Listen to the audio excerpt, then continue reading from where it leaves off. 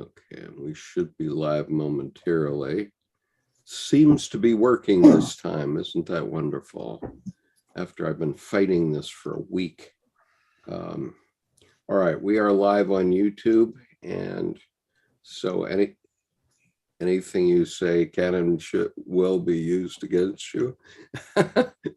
And I just realized that I still have a problem because I'm getting my echo, so I've got to change things here on my, let's see. So Brian, are you looking at a particular program or? Yeah, one that's close by, because I still have a day job, so Okay. I've applied to Pittsburgh seminar. I did the Whoops, Philadelphia what did I seminar Mm-hmm. this past year, but the logistics of doing Friday, Saturday training is just it's a little too much to Right. Philly. It's a 3-hour drive to Pittsburgh, so Yeah, and then a great deal more across the state to Philly. Yeah, yeah. cool. Oh, Yeah, I was out on the East Coast until last year, so where you at now? I'm in Taos, New Mexico. Right. Oh. Yeah, right now I'm at my cabin up in Red River. So, so I appreciate the wall that you have behind you. Okay, Nancy, you could send me a chat message on Zoom, which will not be seen on YouTube. That's okay. So you could. Oh, I'll talk to you. I can talk to you. I'm just still in bed, but okay. okay, that's fine. I'm glad to hear from you and hear your. Yeah, I'm here with my book and my notepad. I've got my stuff. Okay, so you're not visible on YouTube, but you are being heard on YouTube. Okay. Now, good morning, everyone on YouTube, and I'm sorry for the inconvenience of my not being able to live stream the last couple of weeks. In fact, since we did Confluence, I haven't been able to live stream, and I've now corrected that, it seems. So good morning, Art. And so we will continue on. We are continuing on with a reading and commentary on Answer to Job. Now, today's session is in part 11 of Answer to Job. And it seems that in this section, Dr. Jung is going through what he calls the divine drama. In other words, he's covering a lot of territory up until basically the birth of Christ historically. And so what I want to do is take turns reading the paragraphs. Now, strictly speaking, we've already read up through paragraph 665, but I think there's been a long enough hiatus, so we have to go back and begin again with part 9, which begins at 662. Brian, do you have a copy of the book with you? Yeah, I just cracked it open to the right place. Okay, and Nancy, do you have a copy of the book? No, thanks. I won't do that. Okay. Okay, fine. Thanks. All right, so we're going to do a tag team here, and I will begin with paragraph 662, and then I'll go to Brian for 663. We're not going to do a commentary until we get to paragraph 666. This is just a reminder of where we are. And when Dr. Jung talks about the divine drama, he's talking about, and this is my opinion only, subject to comment, he's talking about the evolution of the religious function in the human species. And that evolution took place mostly unconsciously. There's still a lot of stuff that's unconscious, but in this period, the 1,000 years before Christ, let's say, or the 600 years before Christ anyway, the human divine drama was going on in the unconscious, and it was emerging in certain dreams and visions, which are reported in the Old Testament. Those early Iron Age men and women did not understand these things from a psychological point of view. They understood them differently. And so Dr. Jung is going through that process in this section. So I'm going to read 662. So this is paragraph 662. To believe that God is the summum bonum is impossible for a reflecting consciousness. Such a consciousness does not feel in any way delivered from the fear of God, and therefore asks itself, quite rightly, what Christ means to it. That indeed is the great question. Can Christ still be interpreted in our day and age, or must one be satisfied with the historical interpretation? One thing, anyway, cannot be doubted. Christ is a highly numinous figure. The interpretation of him as God and the Son of God is in full accord with this. The old view, which is based on Christ's own view of the matter, asserts that he came into the world, suffered, and died in order to save mankind from the wrath to come. Furthermore, he believed that his own bodily resurrection would assure all God's children of the same future. We have already pointed out at some length how curiously God's salvationist project works out in practice. All he does is, in the shape of his own Son, to rescue mankind from himself. This thought is as scurrilous as the old rabbinical view of Yahweh hiding the righteous from his wrath under his throne, where of course he cannot see them. It is exactly as if God the Father were a different God from the Son, which is not the meaning at all, nor is there any psychological need for such an assumption, since the undoubted lack of reflection in God's consciousness is sufficient to explain his peculiar behavior. It is quite right, therefore, that fear of God should be considered the beginning of all wisdom. On the other hand, the much vaunted goodness, love, and justice of God should not be regarded as mere propitiation, but should be recognized as genuine experience, for God is the coincidentia oppositorum. Both are justified, the fear of God as well as the love of God. Paragraph 665. A more differentiated consciousness must, sooner or later, find it difficult to love. As a kind father, a God whom, on account of his predictable fits of rage, his unreliability, injustice, and cruelty, it has every reason to fear. The decay of the gods of antiquity has proved to our satisfaction that man does not relish any all too human inconsistencies and weaknesses in his gods. Likewise, it is probable that Yahweh's moral defeat in his dealings with Job had its hidden effects.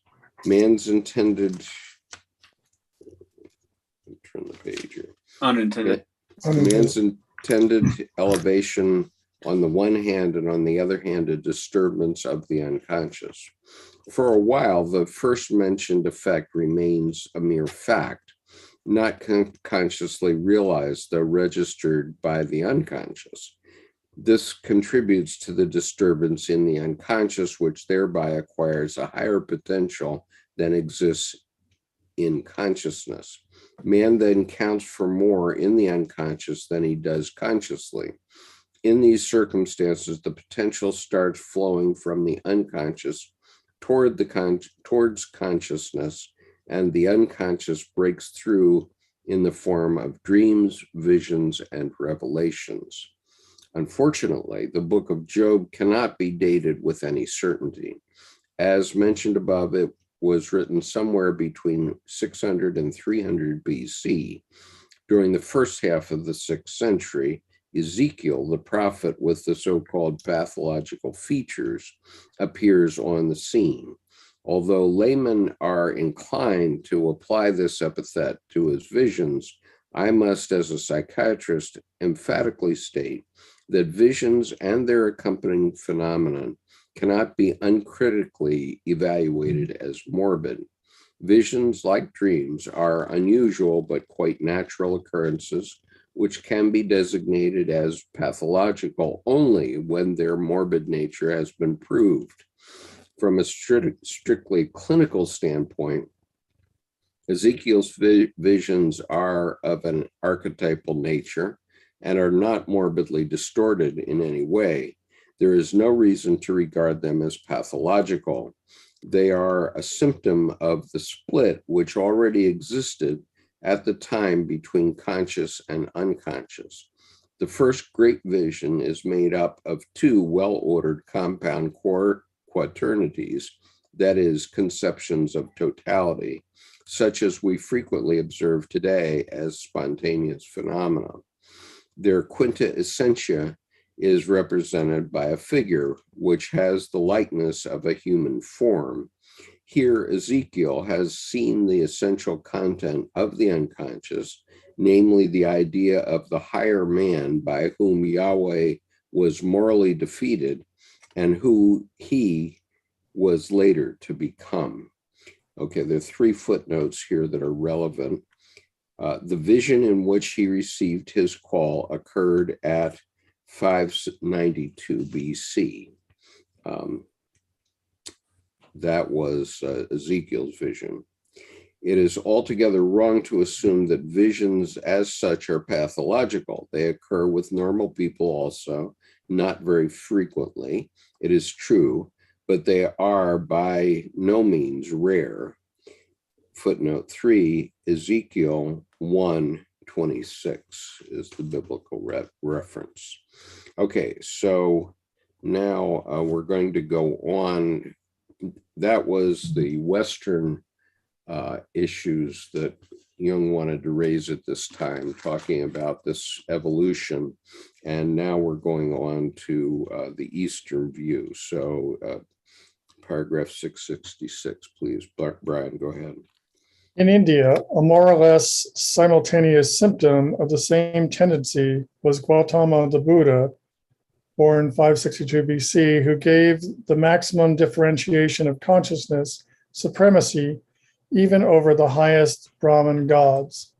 This development was a logical consequence of the Purushu Atman doctrine and derived from the inner experience of yoga practice. Okay, we'll go on to 667 before we comment. Go ahead. Jordan, you want to go ahead? Certainly. Ezekiel grasped in a symbol the fact that Yahweh was drawing closer to man. This is something which came to Job as an experience, but probably did not reach his consciousness. That is to say, he did not realize that his consciousness was higher than Yahweh's, and that consequently God wants to become man. What is more, in Ezekiel, we meet for the first time the title Son of Man, in quotes, which Yahweh significantly uses in addressing the prophet, presumably to indicate that he is a son of the, in quotes, capital M, man on the throne, and hence a prefiguration of the much later revelation in Christ. It is with the greatest right, therefore, that the 4 seraphim on God's throne became the emblems of the evangelists, for they form the quaternity which expresses Christ's totality, just as the 4 gospels represent the 4 pillars of his throne. Okay. Comments?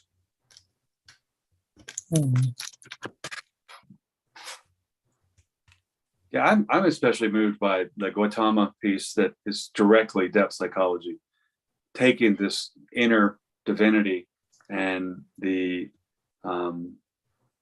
man created God in a way, where it kind of can reframe Nietzsche's God is dead is that God never really existed. It was a fiction of our creation as something different. But I think what's interesting with Gautama is that at that point it's conscious. You're conscious of the difference. There is something else, and I think that alludes to Jung's imaginal I that goes with our I. it's really calling up to mind a book Julian Jaynes wrote called The Origins of Consciousness and the Breakdown of the Bicameral Mind. And that book basically made the general premise that around 2,000 years ago, the human psyche underwent a massive development where the pharaohs and the empresses there would be the conscious ones, and other people, I mean, what's bicameral? You hear voices. Your thoughts are considered and capital O other. And so with those voices occurring, people would, be hearing their own inner workings as an outside force. Mm-hmm. But at the breakdown of the bicameral mind was more of a coming together of the bihemispheric brain as a unity, frontal lobe, amygdala, pineal gland, eye of Horus, the whole piece, where then in a sense we're playing with a full deck. We're running on all cylinders. And with Gautama there, I think that I like the connection between Gautama and then Julian Jaynes' Origin of Consciousness piece, because it really, I think, brings us to the fore of where we are now and how much we can naturally, capital N, naturally access and almost have a responsibility and duty to do so, to deepen and enrich the life experience. Just one comment. It's also, this is common a lot, but, there's also the pre-Socratic and then Socratic philosophy emerging kind of all at the same time. And it's interesting, what moved me was this idea that, that Job did not realize that his consciousness was higher than Yahweh's, and that consequently God wants to become man. So that whole idea of being able to reflect and say, actually, whoever this demiurge is not the real deal. Right. And that sort of brings God down into humanity, into an incarnation. Right. And so philosophers for now 2.5 centuries have been recognizing that wisdom is significant. And wisdom was originally referred to as Sophia. Mm-hmm. And if you look at Proverbs 8:1-32, you realize that even in the Old Testament,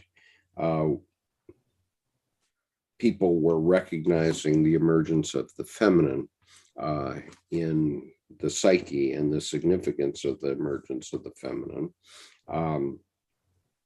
and in different ways. And so we have the bicameral man or person, unconscious and conscious.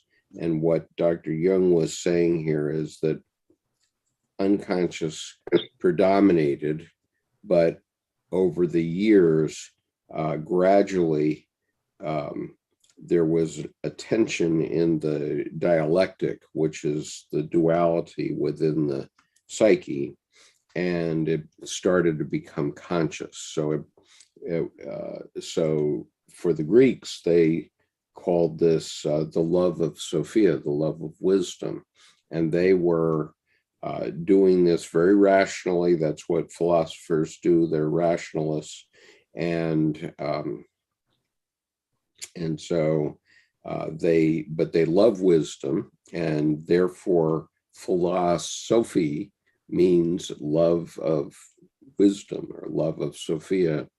Now, in some Bibles, this is translated as Sophia, but the patriarchy wanted to get away from it being feminine, so they have made that in other Bibles wisdom. Nonetheless, it is the feminine in the psyche that is what wisdom comes from, because, as I've said many times, we don't live in the rational world. We live in the eros world, the same world where chaos is, because everything that's rational is solid and fixed and is not alive.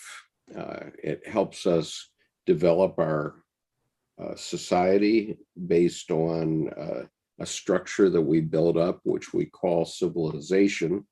And so philosophers have been building civilization for 2,500 years consciously, but nonetheless, what they build is all fixed, it's rational. And so it's like the skeleton upon which we live our lives. Any comments on my point here? Well, I think very definitely too. I don't find a problem philosophically with the dualism of the Eros Logos dance, but it is one. Rather than one, yes, it is. Yeah, rather than we are one. Right. We can distinguish. I can distinguish my, left hemisphere and right hemisphere, and left-handed people are the only ones in their right minds, is the old joke, But I do also find the problem is the wisdom is not rationality, and there's a deep, intense knowing of the importance of the not knowing, and I mean, just like above the head of the door, know thyself, and you will know the universe. Well, that's not a rational thought. Right. Just to go within. Well, how does that work? Well, you'd have to calculus describe formulaically the whole psyche, but we have a deep knowing of that truth. But what I find it's kind of perplexing is then you see the erasure of the feminine, the Sophia piece, even in the Holy Trinity. Father, Son, and Holy Ghost. The Holy Ghost is Sophia. The Holy Ghost is the divine feminine. Shekinah, the original Godhead, placed down in the DNA. But people were bicameral. They're inherently visual creatures. So what's happening is the visual language is the quickest way to omit a concept from a culture. So instead of a woman's face, they have this nothingness, which ends up being philosophically abstract and psychologically ungraspable for most people without a picture. And so I think it's very much to your point of, the becoming more conscious and being conscious and unconscious. And I think then the conscious and unconscious side to side flip, numinous, conscious, thonic, unconscious, up above and below. And there you get the quaternity of left to right and top to bottom. I think together, but it's curious to me, even the Wisdom Path session you had a couple of years ago, and the track of the evolution of the word, Chokhmah, originally divine feminine, and it's a feminine noun for wisdom, and then Sophia, it's a feminine noun, but translated, but then it crosses another 100 years and becomes Logos. So this is where the trouble starts. Because the gender it becomes pneuma, P-N-E-U-M-A, and that's a neutral noun. Right. So in that sense, the gender has been removed. Another 100 years later, pneuma becomes, I think, is it Logos, and then further becomes Spiritus Sanctus, which is inherently a masculine noun. So even in that, the translation of the word, its etymology follows along the history of people becoming too much more and more rational, which is getting more and more away from the essence of what wisdom actually is. Right. And one thing to be mentioned here in terms of duality in the bicameral mind is that it was basically Jung and his followers. I mean, this was noticed certainly by the Buddhists for thousands of years, but there is the significance of the duality, and the significance of the duality in all things is psychic energy. Okay, mm-hmm. and this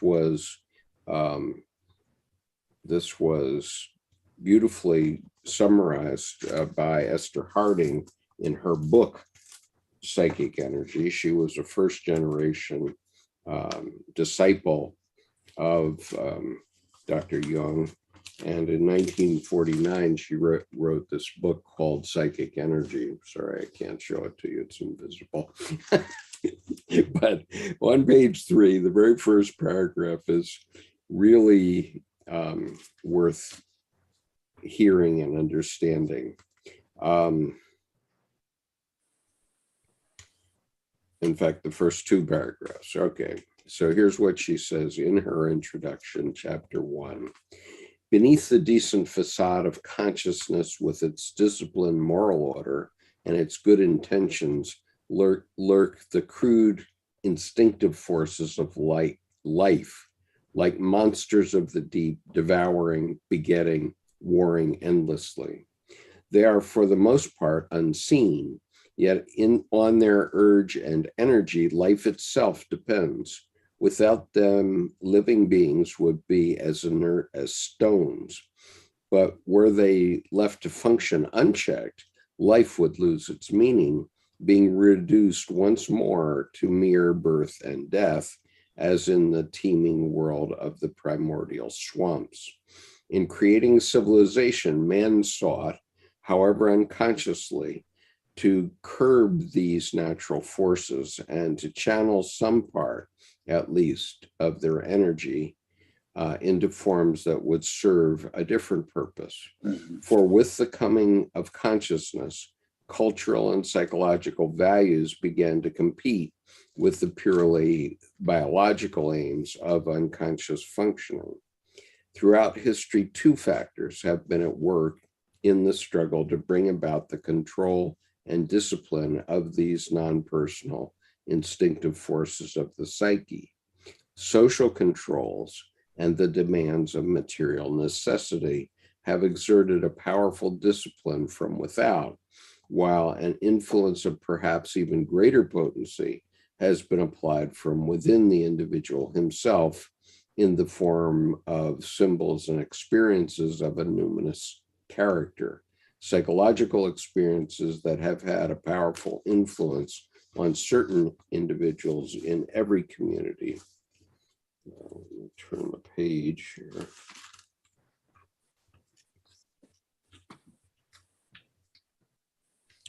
So powerful, indeed, were these experiences that they became the core of religious dogmas and rituals that in turn have influenced the large mass of the people. That these religious forms have had power to curb the violence and ruthlessness of the primitive instincts to such an extent that for so long a time is a matter for the greatest wonder and amazement. It must mean that the symbols of a particular religion were peculiarly adapted to satisfy the urge of the conflicting inner forces, even lacking the aid of conscious understanding, and in many cases without the individuals having himself participated in the numinous experience on which the ritual was originally based. Okay, so that's how she began her book called Psychic Energy, Its Source and Its Transformation. Well, that last line is so important. The people who have not experienced the numinous are still playing the game of proving, explaining, and belief, rather than just a simple, natural, deep knowing. Yeah. And in a sense, then the religion becomes a surrogate parent that they never became for themselves at the end of adolescence and the rite of passage of the child becoming the parent of the adult. And I think then it's asking permission from this God. It's a petition-y prayer. I mean, Larry Dossey's work with prayer of, the prayer, and a mature prayer is not an adult bunny to the adult version of the Easter Bunny or Santa Claus called God of I want, grocery list. There's more of a meditative feeling that has no need of words. And that prayer is more attuned to than, metaphysical or mythical or depthful, quote unquote, religion. Right. And I think too that a lot of this explainy feels childish, not childlike. This is the child trying to talk to their parent, God. And but there's, in a sense, smoking the narcotic of hope, you know. And that doesn't get you very far, except to believe and further indoctrinate with dogma that has no heart of the matter, because you never had the numinous experience to pour it in, the eros, into that logos. I mean, that kind of, it starts to get me near jumping on my soapbox, and I'll stop right there. Well, and the interesting thing about our play that we recently performed in Helena is that when faced with crisis, the rabbi, what does the rabbi do? He goes for the eros. He gets people to start giving lectures, start doing operas and music and all kinds of different things, and they even have cabaret. And so there's joking around within, and which is the eros within the concentration camp, where the rabbi knows that they're going to Auschwitz, but he lets his people maintain hope because he thought they couldn't survive, knowing that they were just rats in a trap waiting to go to Auschwitz. Well, like Brian mentioned, the pre-Socratic and the Socratic. I mean, that really functions there in that instead of trying to prove and explain, he brought connection of people, and that will make the solution, the living of the experience rather than the talking about the experience. I mean, right. And this, I'm going to start a new series probably on weekdays, where I'm not necessarily seeking to, well, it'll be my series, but it's a series about spiritual malaise, and because I have experienced that throughout my life, and I realized where I recognized it, which was when I was in Vietnam. And so I'll be doing maybe tomorrow for the 4th of July. Why not?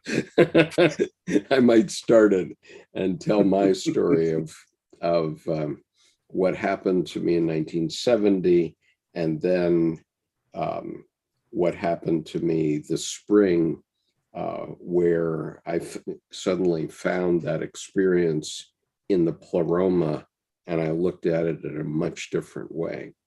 And it relates to what the rabbi did in the concentration camp. So it should be interesting for people. I don't know when I'll do it, but I'm going to start a new playlist called Spiritual Malaise of Civilization.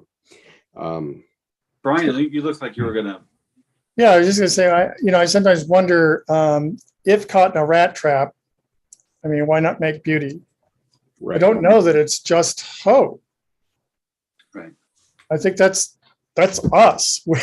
We're right. In, I forget which concentration camp it was where they were allowed to do music. But I mean, if we're here, why not, I don't know, turn lemons into lemonade, or, do beauty, do eros. Right.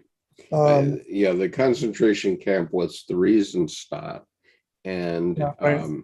I believe that what happened was that the Germans were gradually filtering cultural people who were musicians and writers and various people of culture into Theresienstadt. Now, I don't know whether that was so that they could kill them all at once, or whether it was they saw the value in what they could produce, and so maybe they wouldn't kill them after all. But in any case, if you haven't listened to the analyst and the rabbi, please do that. And it's for free it's the top thing on my YouTube channel. It's an hour-long play, and scene 4 is the scene in which this is discussed. And it'll be useful for people. And Brian, I think that it is more than hope. And I mean, my comment with hope there was the superficiality, the fish, ironically, the fish scale, not the fish of most religions, being that petition-y prayer, which is smoking hope. It's desperate, and then they leave the ecclesiastical structure, the institution, and they go back to their lives and wonder why nothing's happening. Well, because they're not doing it except for once a week, and that's only once. It's not enough. And like you said, well, you're in there, make beauty. I was inspired by Viktor Frankl. The crack is how the light gets in. It started with structural engineering, and someone made a big mistake, and I went, well, don't waste trouble. Time to make a beautiful detail. This would never have happened in design because it would have been unreasonable and irrational and actually risky. But now it's more risky to not make a detail out of this. But, so you can end up in the courthouse, or you can end up on the cover of the magazine. It's your choice. I'll come back tomorrow. Let me know what you do, And I came back and they had solved it. And he said, something you said. He said, don't waste trouble. He said, that landed. And I said, right, I'm not going to find a gold nugget in a pile of gold nuggets because there's nothing special about any individual gold nugget. I'm just going to go, oh, look at the big pile of gold. Where's the dragon? I don't want to steal one. But if I, look down at a bunch of river alluvium, a bunch of trash, well, look at the sparkly nugget. I'm going to find the treasure in the trouble. And I think the treasure lives in the trouble. So I appreciate you said, well, you find yourself in a concentration camp. Well, try beauty. Let's make beauty. Because I think that's the antidote, and it keeps the life, it keeps the proper eternal hope alive, not the petition. And the most numinous thing about LZ Baldy, which became combat-based Baldy and was the combat base for the 5th Marines, so the 5th Marine Regiment,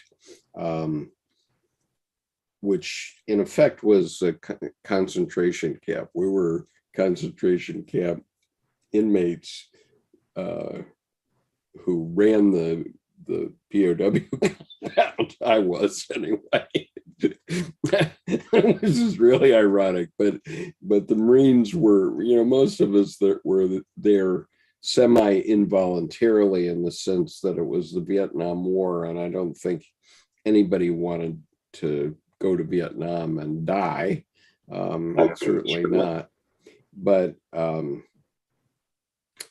the most numinous thing in my memory about LZ Baldy is that there was a huge mountain which had these huge boulders, and on the biggest boulder was painted an image of Snoopy from Peanuts.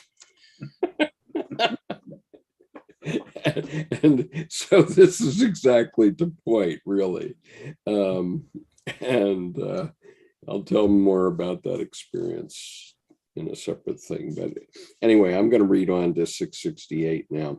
The disturbance of the unconscious continued for several centuries. Around 165 BC, Daniel had a vision of 4 beasts and the Ancient of Days, to whom, with the clouds of heaven, there came one like a son of man. Here, the Son of Man is no longer prophet, but a son of the Ancient of Days in his own right, and a son whose task it is to rejuvenate the Father. Comments on that?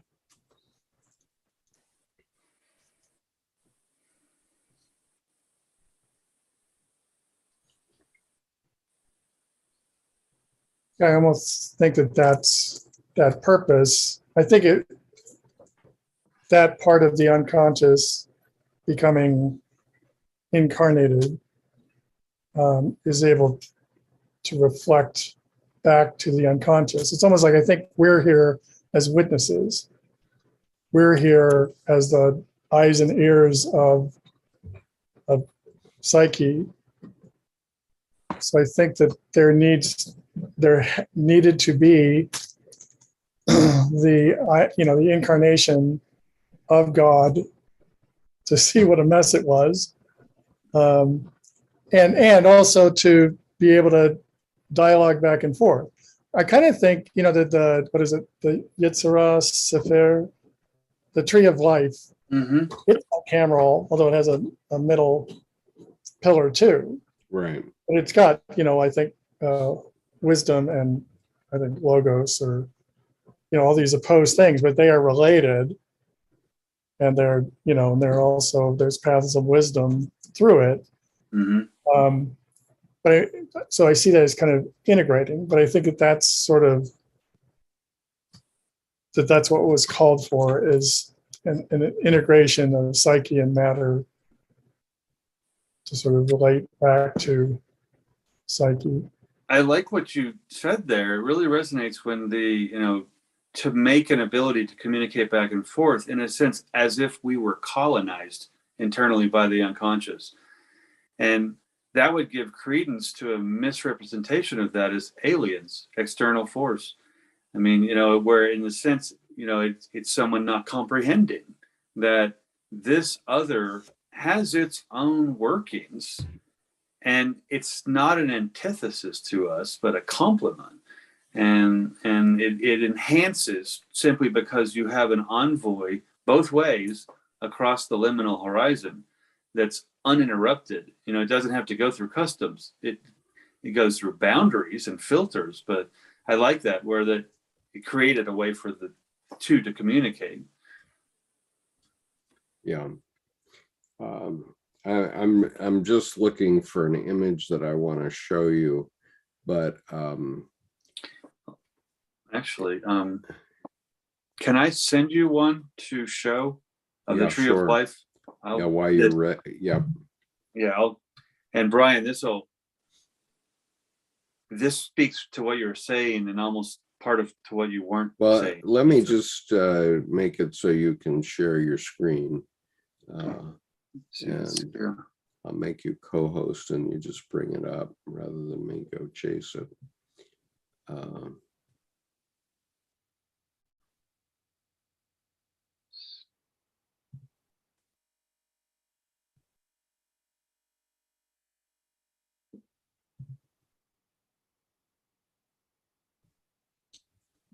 Let's see. There she is.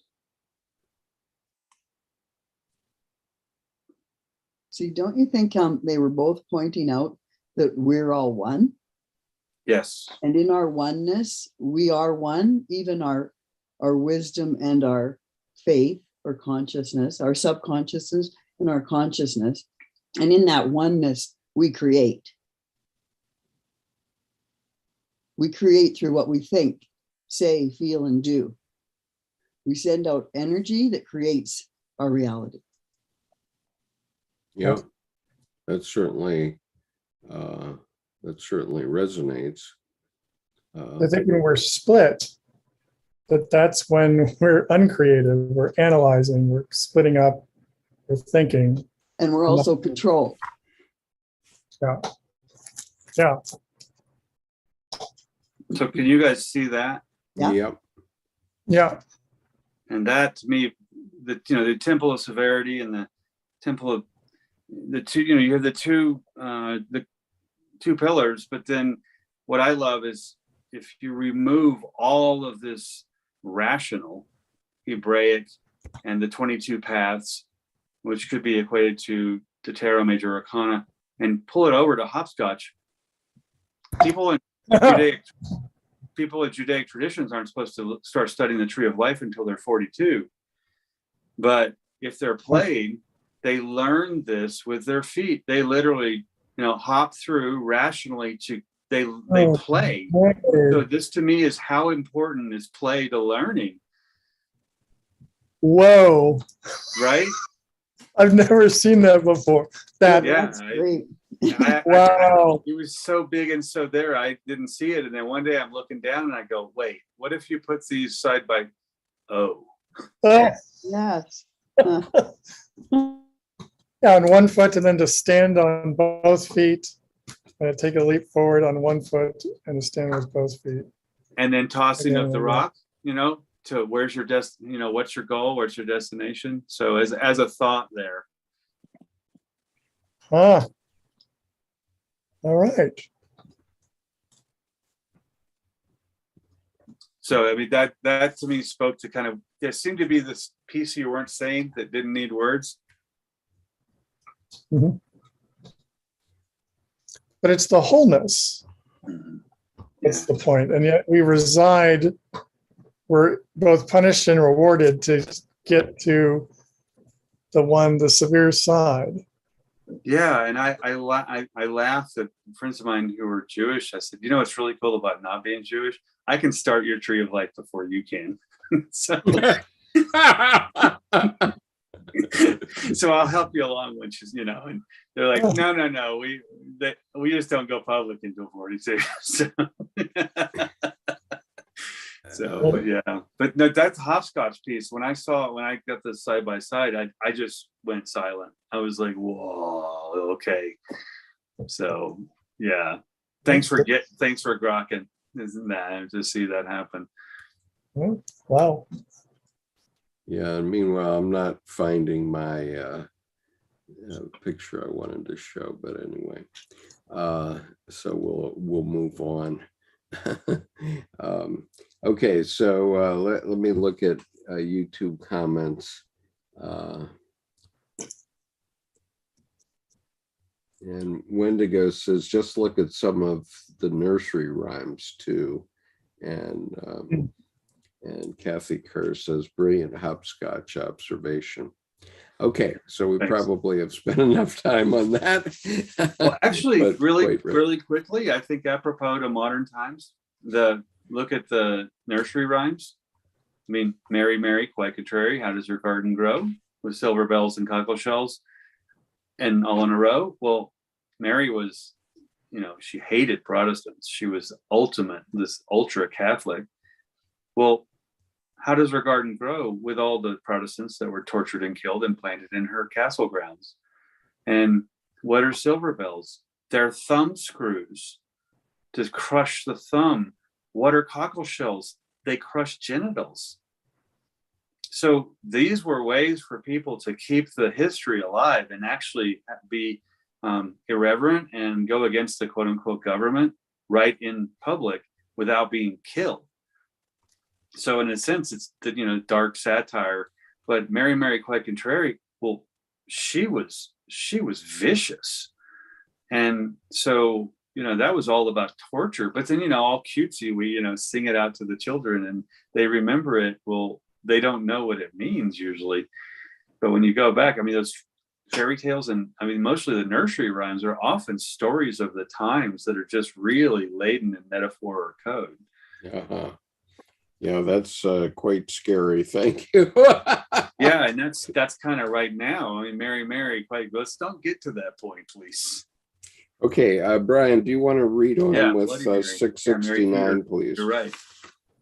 Let's get out of the thumb screws. Yeah, so it wasn't Mary, Queen of Scots, just to be clear. No, I'm glad you brought that up. Bloody Mary. Yeah, Mary Tudor. All right, the Book of Enoch, written around 100 BC, goes into considerably more detail. It gives a revealing account of the advance of the sons of God into the world of men, another prefiguration which has been described as the fall of the angels. Whereas according to Genesis, Yahweh resolved that his spirit should not abide in man forever, and that men should not live to be hundreds of years old as they had before. The sons of God, by way of compensation, fell in love with the beautiful daughters of men. This happened at the time of the giants. Enoch relates that after conspiring with one another, 200 angels under the leadership of Sami Azaz descended to earth, took the daughters of men to wife, and begat with them giants 3,000 ells long. The angels, among whom Azazel particularly excelled, taught mankind the arts and sciences. They proved to be extraordinarily progressive elements who broadened and developed man's consciousness, just as the wicked Cain had stood for progress as contrasted with the stay-at-home Abel, In this way, they enlarged the significance of man to gigantic proportions, which points to an inflation of the cultural consciousness of that period. An inflation, however, is always threatened by a counterstroke from the unconscious, and this actually did happen in the form of the deluge. So corrupt was the earth before the deluge that the giants consumed all the acquisitions of men and then began to devour each other, while men in their turn devoured the beasts, so that the earth laid accusation against the lawless ones. You know, what comes up there for me is the whole Cain and Abel piece of, if you take the Neanderthals, they were extremely communal and social. And if you showed up, they'd welcome you in, feed you, and sit you down and learn your stories and tell you some stories. Whereas the Cro-Magnons come in and just wipe them out because they're, you know, these are warring. So you kind of get the, you know, yeah, Cain is the Cro-Magnon and Abel, you know, gets killed. I mean, it is the Neanderthal in a way, the one who's sweet and nice and loving, but is not, you know, able to kick some royal rump, you know. I mean, so it's almost like you need the power of love with the ability to kick butt instead of just the love of power, which is always just kicking butt. I mean, and so our current affairs are certainly a revisitation of these issues, where we have had a certain amount of inflation in our cultural consciousness. Certainly, I know I had it going back to the early 2000s, where I would go around the world and I would ask the question, you know, why is the United States more successful from a defense and economic point of view than other countries? And, you know, it was my way of saying, you know, isn't America great? Is it, you know, aren't we wonderful type thing? It was kind of an inflationary question, but I asked this question for about 15 years in all my travels internationally. And I finally came up with an answer, which I'm not going to go into right now, but certainly our experience over the last 6 years, at least 7 years since our previous president came on the scenes, has destroyed that inflation. I no longer think we're the greatest in the world. But I do believe that with Winston Churchill, that America always finds the right answer after trying everything else. And that's the beauty of the sort of the fluidity of our society. People don't understand how we can have all these debates on television and so on. And those clashes are what bring more consciousness and ultimately help us find the right answer, which we're in the process of doing now, or a right answer. An interim right answer is coming up.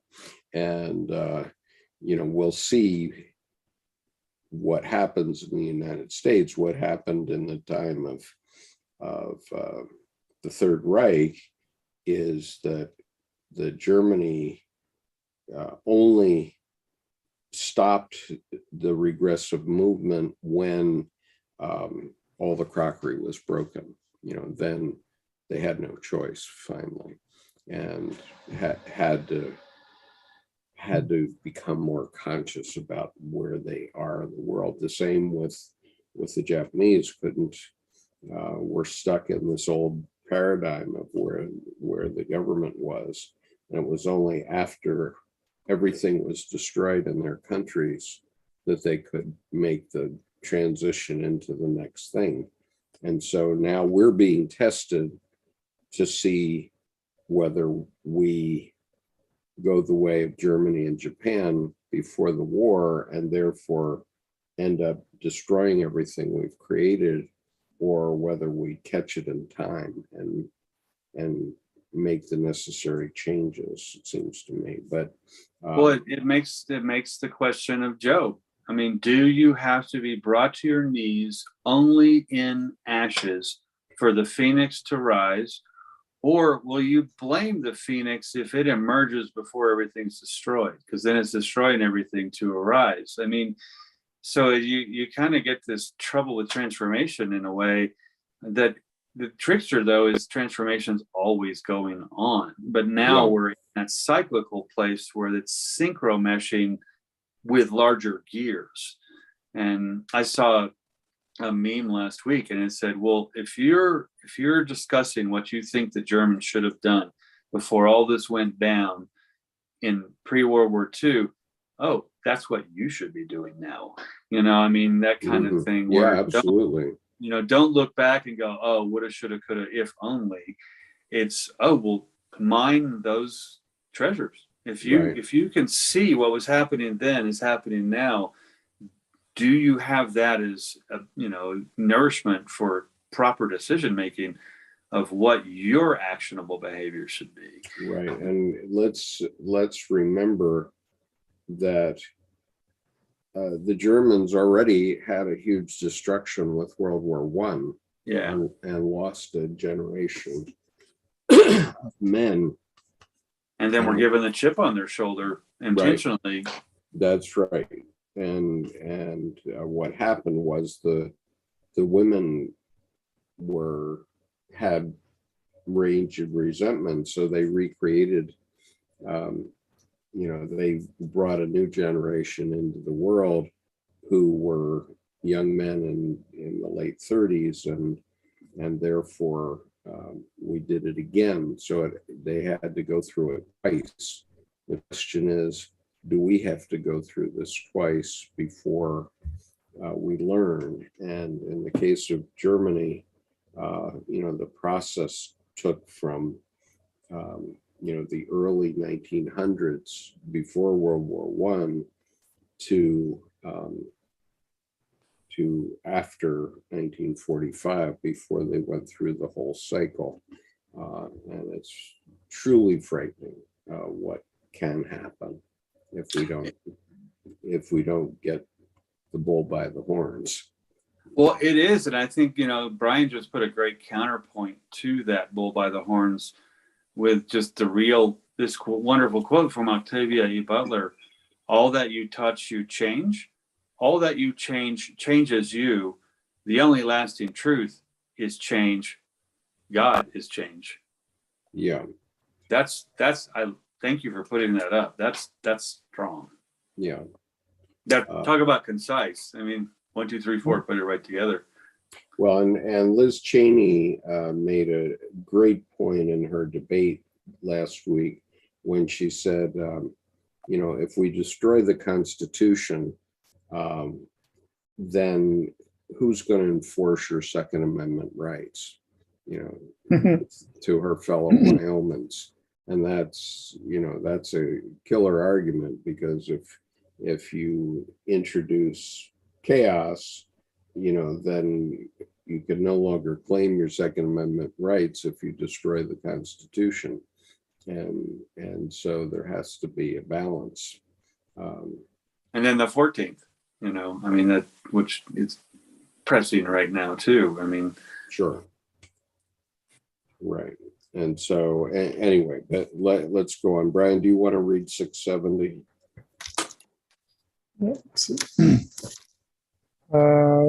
The invasion of the human world by the sons of God, therefore, had serious consequences, which make Yahweh's precautions prior to his appearance on the earthly scene the more understandable.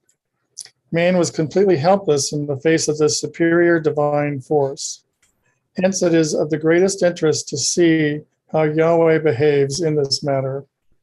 As the later draconian punishment proves, it was a not unimportant event in the heavenly economy when no less than 200 of the sons of God departed from the paternal household to carry out experiments on their own in the human world. One would have expected that information concerning this mass exodus would have trickled through to the court, quite apart from the fact of divine omniscience. But nothing of the sort happened. Only after the giants had long been begotten and had already started to slaughter and devour mankind, did 4 archangels, apparently by accident, hear the weeping and wailing of men and discover what was going on earth. One really does not know which is the more astonishing, the bad organization of the angelic hosts or the faulty communications in heaven. But that as it may, this time the archangels felt impelled to appear before God with the following peroration. All things are naked and open in thy sight, and thou seest all things, and nothing can hide itself from thee. Thou seest what Azazel hath done, who taught all unrighteousness on earth, and revealed the eternal secrets which were preserved in heaven.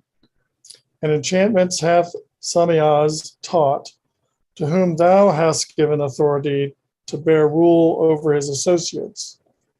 And thou knowest all things before they come to pass, and thou seest these things, and thou dost suffer them, and thou dost not say to us what we are to do to them in regard to these.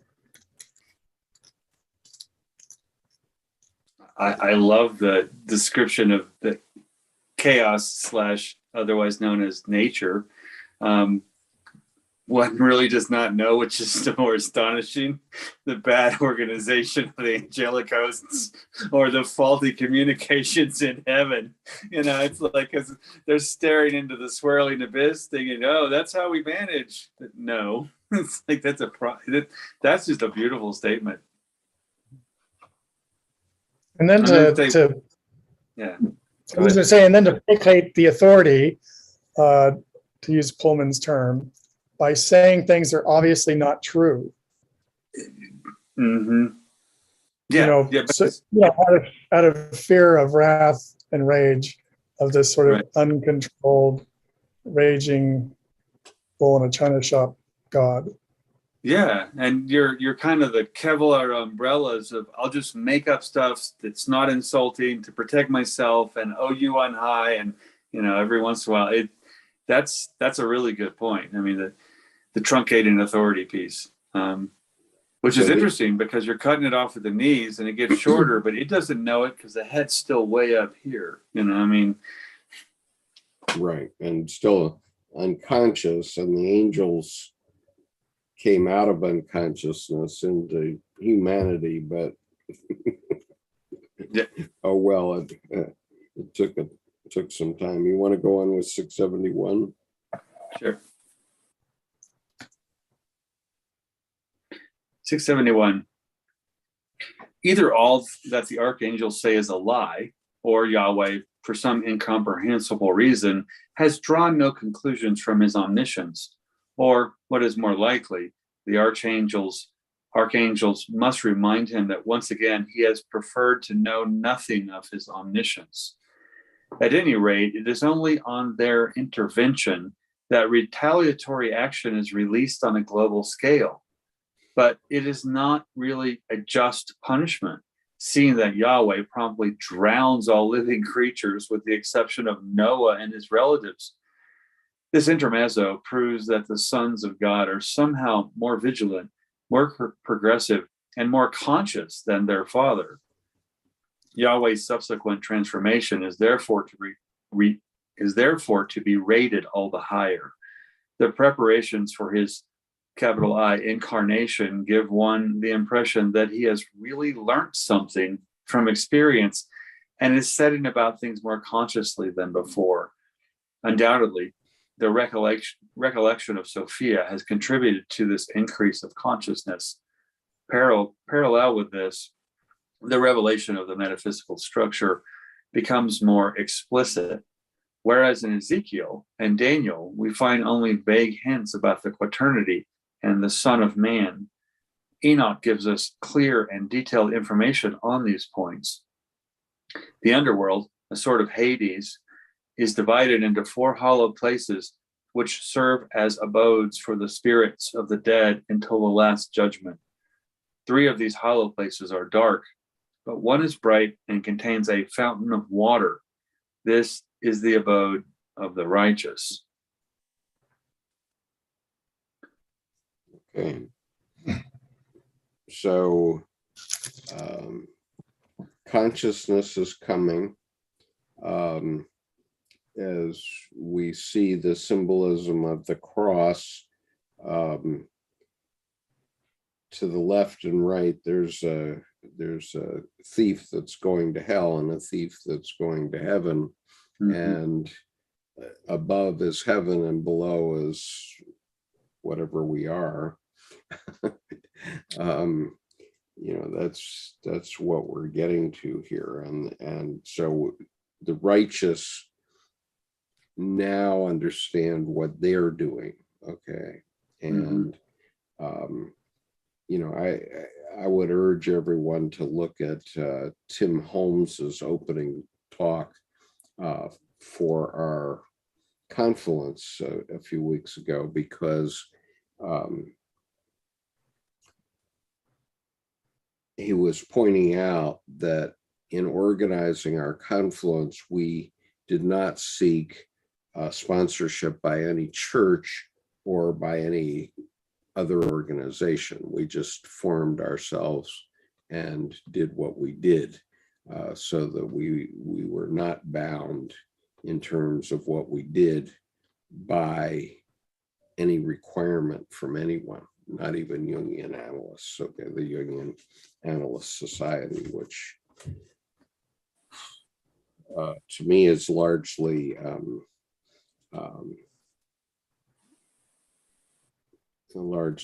ignoring these issues, okay, because and there's a group, I'm reading a book about it now, but anyway, there were in the, I don't know when it was, maybe in the 40s, there was a split that went on among Jungian analysts, and especially in the San Francisco Jung group. And the people that are in the San Francisco Jung group decided to keep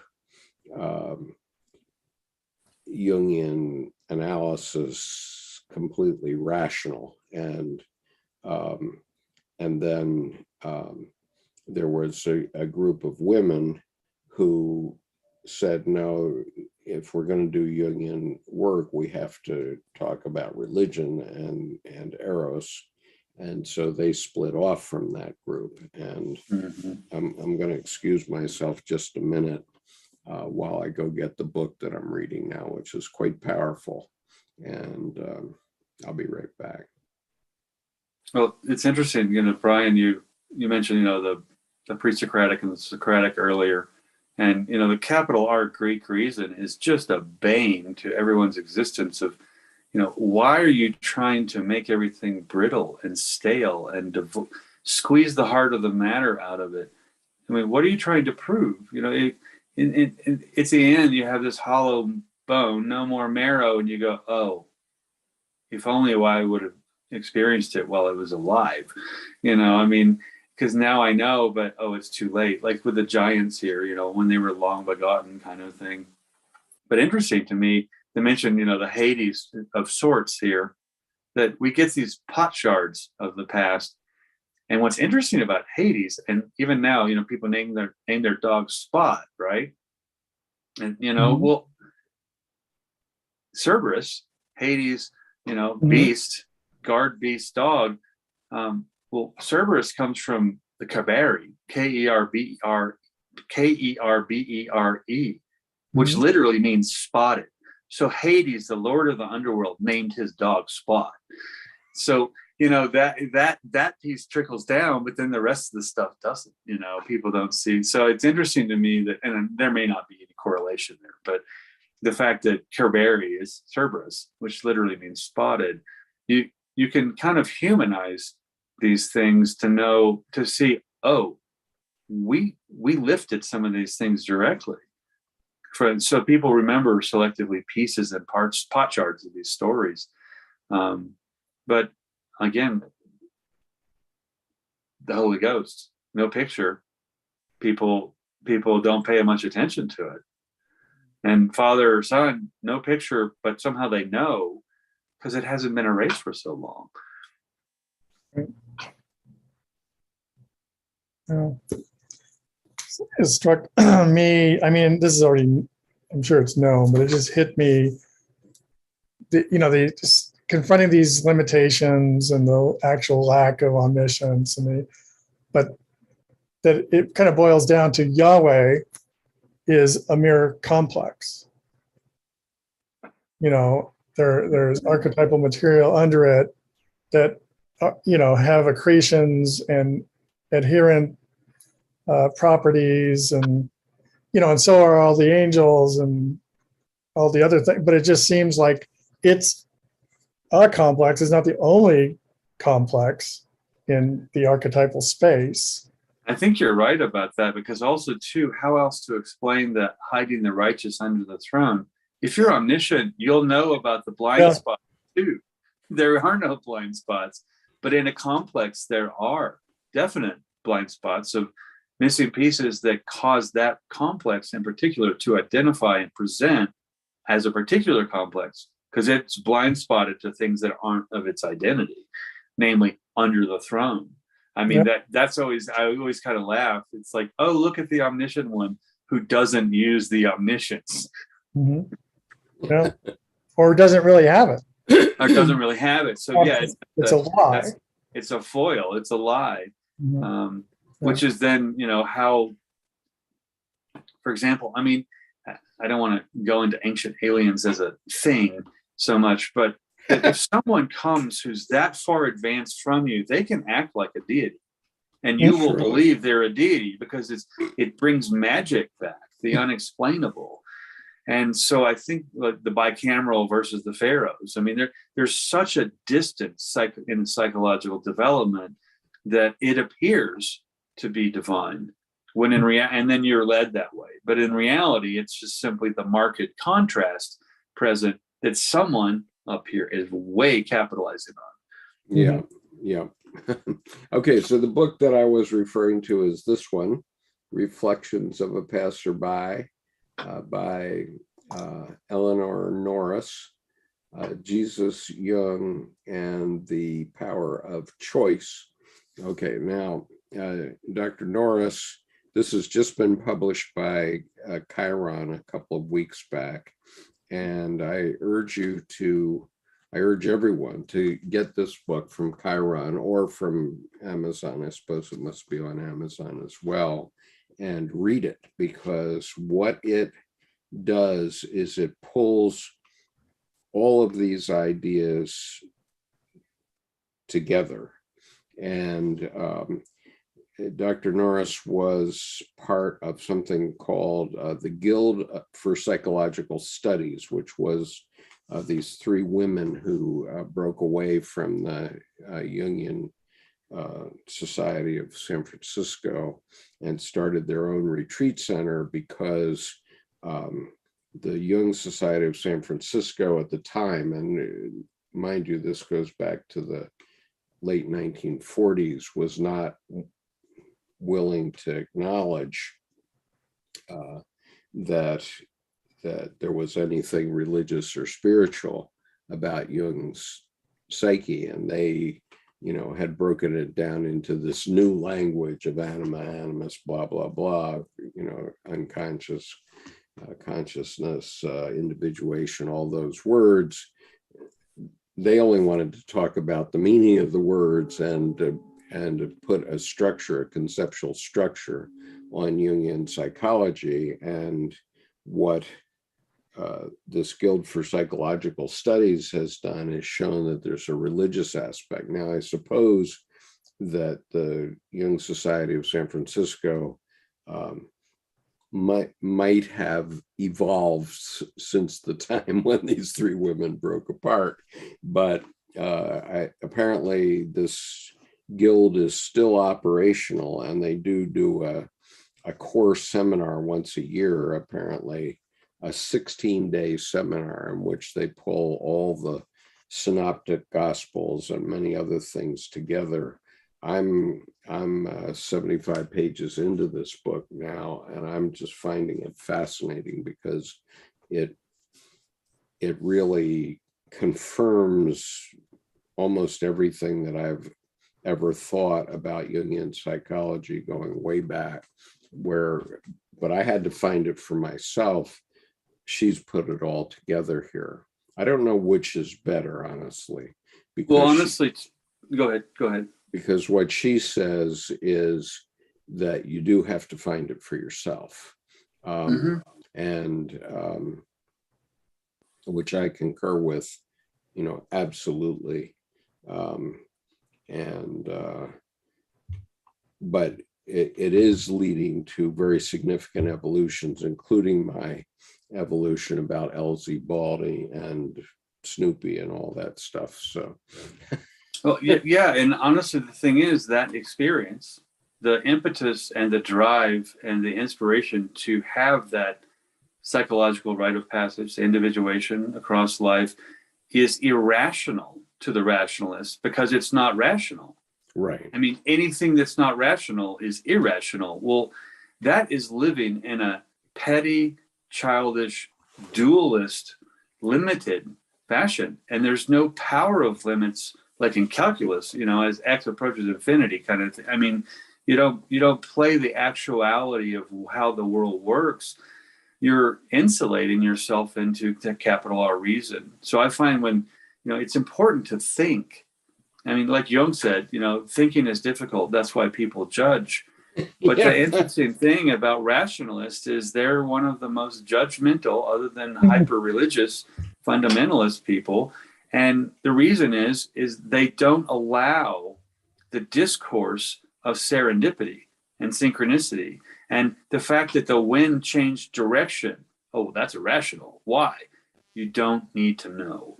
Just, so there's a point to me where I think the rationalists spend too much time taking notes indoors, basically, and if they just went outside, their theories would be refuted by the wind changing direction. Right. And the fundamentalists haven't understood that when you say irrational. Nice, Brian. Yeah. When you say you have to believe,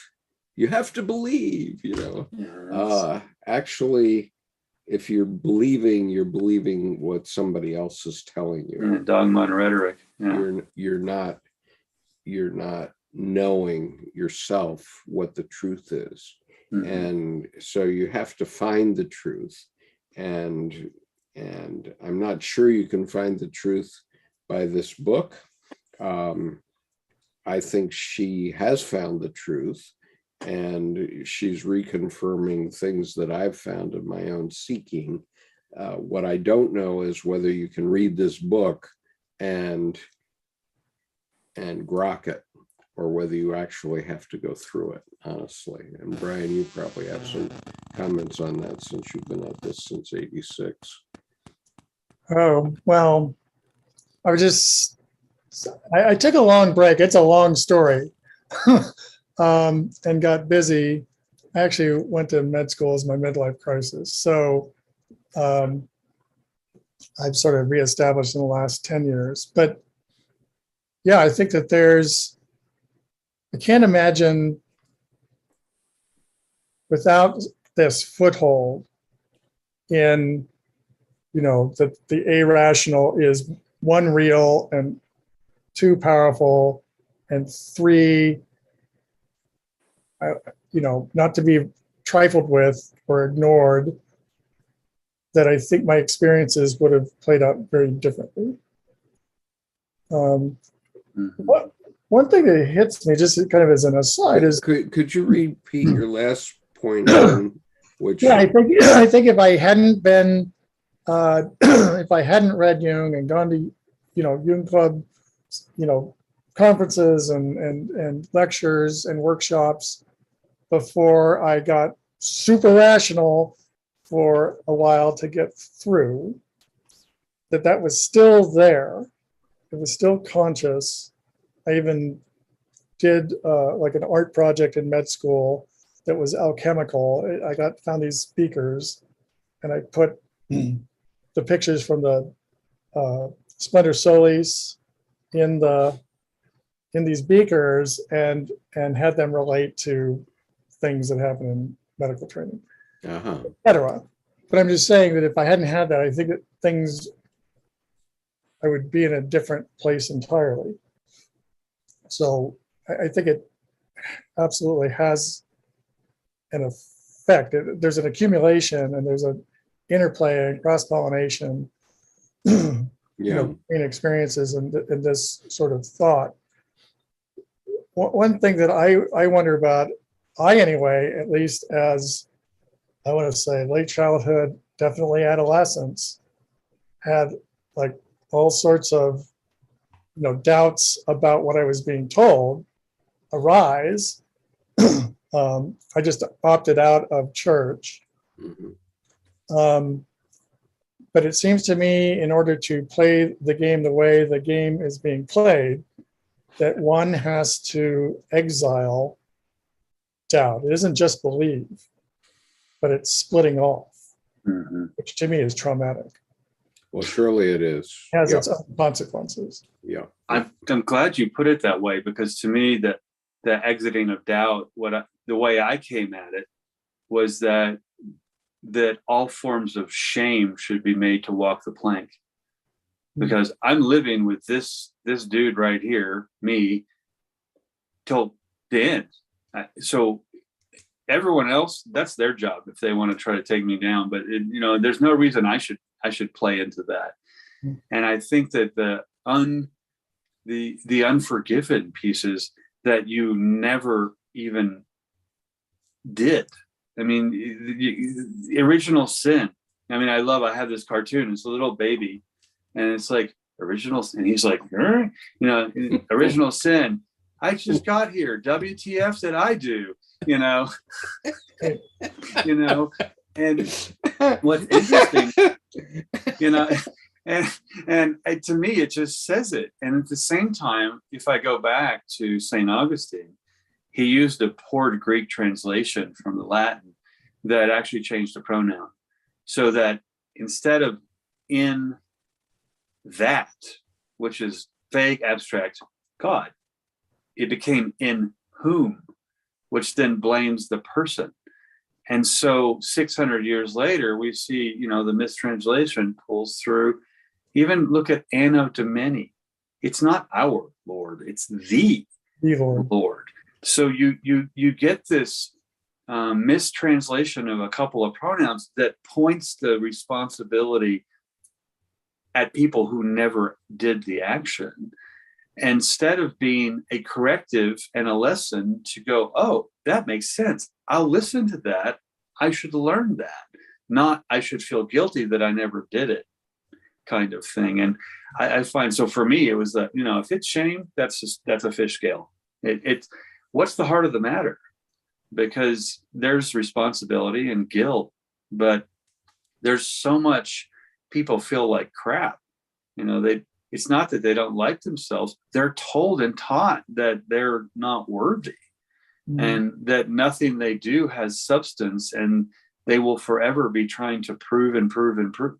And try to divide the number 2 by 2 and tell me when you get to 0. You're never going to get there. You know, it's always half and half, but it's still this infinitesimal piece. And that, I don't think we need those shards, you know, within. I think there's kind of a jettisoning that needs to happen, that I think Jungian depth psychology does, because then you don't take it as an oddity, these internal processes. Like Jung said, until the pathology is proven, well, it's just a point of curiosity, a point of interest. I'm not going to be afraid of something going on inside myself until it troubles my life. You know, otherwise it's an awake dream that I can put in the sandbox, and what do I get out of it? What does it teach me? Rather than why should I feel bad that occurred? Absolutely. Go ahead. I kind of think that shame is the traumatic placeholder for splitting, right? Shadow creation. And I don't know that, it's almost like I don't think things can be created or destroyed. Right. Where what's really called for is healing and recalling shadow material, you know, and making friends, at least alliances or acknowledgement of them. Right. Well, and even the methodology. I mean, gasoline is toxic. until I put it in a tank and connect it to an ignition and go vroom. Well, then I can use it. So even learning how to deal with psychological contents that feel dangerous, that it's not about even putting fences around them. It's about understanding the identity of, oh, here's a storm. The weather is, take cover, don't just stand out and oh, why did I get blown away? It was called a hurricane. We had told you to go inside, so I get it. I think you're right, the integration, but you don't integrate the chaff. You don't put the chaff in the bread, you crack the wheat. Mm-hmm. And so I think that's the healing piece, is just even the metaphor of making bread, or analogy of making bread from something growing in the dirt. Peel off these long antenna and crack it and throw it in the air to have the chaff leave. So you have just what's necessary. There's an alchemical, Negredo and Calcinaccio getting down to, just add water and it comes back on fire, so to speak. The bread rises. And supports life. Yeah, right. Exactly. Right. Okay, let's move on. So 672, Brian, would you read that? With statements of this type, we enter into a definitively psychological realm, namely that of mandala symbolism, to which also belong the ratios 1:3 and 3:4. The quadripartite Hades of Enoch corresponds to a chthonic quaternary, which presumably stands in everlasting contrast to a pneumatic or heavenly one.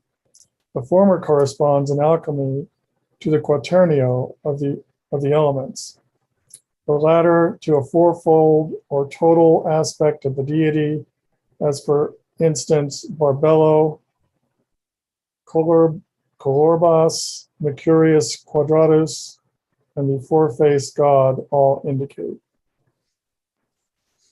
Okay, I have a couple of comments about this, because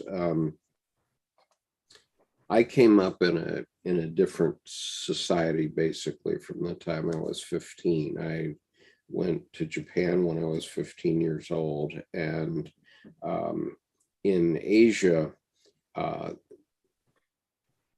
fourth is considered death. It's considered dead.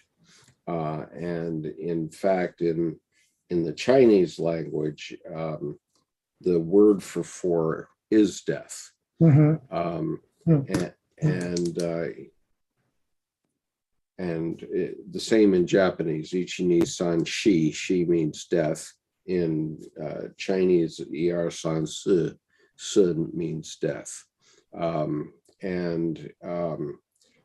so one of the issues that I had the hardest time coming to terms with, because of that experience of being in Japan and knowing this learning, 4 was always an unlucky number for me, a bad number for me, and as it is in the Orient.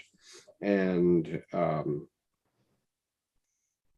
so I had a very hard time getting myself into the idea of the quaternity in Jungian psychology. And, I sort of accept it now. I do accept it. But, we have to be careful about putting arbitrary meaning on things. For example, 5, from Jordan's point of view as a tarot reader, is a disruptive number. But, I happen to have been born on the 5th. And so the number 5 has always been a lucky number for me. Well, and you put words in my mouth. Shut up now. Well, no. I keep continuing, because I love the 4 that you brought up as death, especially in context of Brian talking about in the prison camps, let's make beauty. Because beauty, the number 3 is Venus, the first number of beauty. Structurally and architecturally, it's also the first self-supporting structure, the most powerful module of creating a trust or creating and building something. But then 4 is kingdom made equals death. So if I look back to Trinity and you're 4, and it's interesting with the quaternity from Jung, when I first got into it, I came at it from everything's n+1. There are the 3 things in the Trinity plus 1. The 4th is the group of the individual 3 pieces is 4, instead of being 4 pieces. And then back to the, you'd say disruptive force from tarot, I call it capital N nature. To me, 5 is nature's first activated number. 7 is the higher octave. Now nature's in full force. But in 9, the next one, it becomes into an integrated synchronized dynamism, because 9 is the number that folds over itself and feeds itself. I mean, just the multiplication tables, 18, 27, 36, 45, they flip. 45 is 54, 36 is 63, 27 is 72, 1881, 09, 90. It does this, it folds over, and the 10 fingers become, they could do this or this. So 3, 5, 7, 9. 3 is beauty, 5 is nature, 7 is nature in full force, 9 is nature in a beauty. The 3 squared, this triple trinity. So, I mean, to me, the disruptive force would be actually, it sounds a little negative, but the reality to me, the interference pattern is actually the naturality of capital N nature at 5. So I get that. I love that you brought up death as 4, because going back to Brian, well, we're in this prison camp. Let's make beauty. It's 4, so let's make 3. And so I'm glad you brought up the 4 in that context, because a lot of people, especially in tarot, look at 4 as only emperor, as completion, as this higher octave attainment. Well, it's the end. It's the first. It's the first end. It's the period on the sentence. Right. Now you can go to 5 and start talking and make another sentence, but at 4 there is, the death. You're right. But I think what's happening with numbers is they catalyze us one way or another. I mean, if I go through some of the things you were saying, okay, a triangle is structurally sound, and as is a pyramid, which is a 3-dimensional triangle, right? And yet, if you go to a square, a 4, then it can sort of sway this way or sway that way, whereas a triangle doesn't. And then and then with the square, in order to keep it from swaying one way or another, you have to have 5 and 6 as trusses to hold it up, right? Well, right. And then the pyramid is different than the tetrahedron. The tetrahedron is triangles, 4 triangles. But if you look at a pyramid, it's 5 triangles. And actually, it's 6 triangles, because it's 4 sides of triangles and a square base, which is 2 triangles. Mm-hmm. The thing about a pyramid, structurally, the pyramid is itself its own foundation. Yes. Because of the spread and distribution of forces. Right. It doesn't need a plate to sit on. It naturally sits. But like a tetrahedron, which is 4 triangles, a triangular bottom, 3 triangular sides, it's like the tetsubishi of the Japanese. I mean, it's the deferment device. It's little tetrahedrons of metal. They cast them on the trail when being chased, because they always land with a point up, and then people will then step on them. And so the tetrahedron is that self-righting, but the pyramid, it can flop over. If you turn it on its side, it's no longer balanced. So the trade-off of the pyramid itself being its own foundation, to me, it's like a hummingbird. It's the only bird that could fly backwards, but at what cost? It can't walk. It can only grasp. An owl has the best vision. At what cost? It can't move its eyes. That's why it has to turn its head. All that muscle has been taken into the focus. Right. So if you look at nature at at what cost, there's always some cost. Like, I think back to your thing of complex, Brian. It's presenting as at what cost? Well, at the fact that it's not that.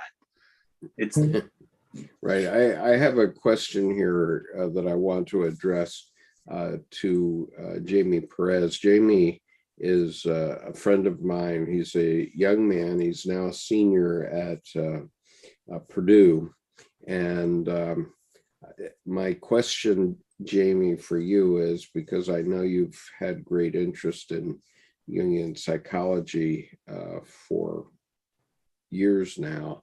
Do you feel that Jungian psychology at your age confuses things, or should young people be learning Jungian psychology? That's a question for Jamie Perez. I hope he'll answer it on YouTube, because he's one of the few young people that I know. I mean, at our confluence, we had a pair of 35-year-old twins present, and they were the youngest people present at our confluence, and they were really digging it, man. They were very much into it. But so I think your question to Jamie, my personal perspective, I'll just sit back and co-opt a title from a missing person song, and I'll just stay with my mental hopscotch. So it's back to the picture. Okay, so Jordan, going back now, paragraph 673, would you read that, please? You got it. In fact, Enoch in his vision sees the four faces of God. Three of them are engaged in praising, praying, and supplicating, but the fourth in fending off the Satans and forbidding them to come before the Lord of spirits to accuse them who dwell on earth. The vision shows us an essential differentiation of the God image. God now has four faces, or rather four angels of his face, who are four hypostases or enantians. Emanations.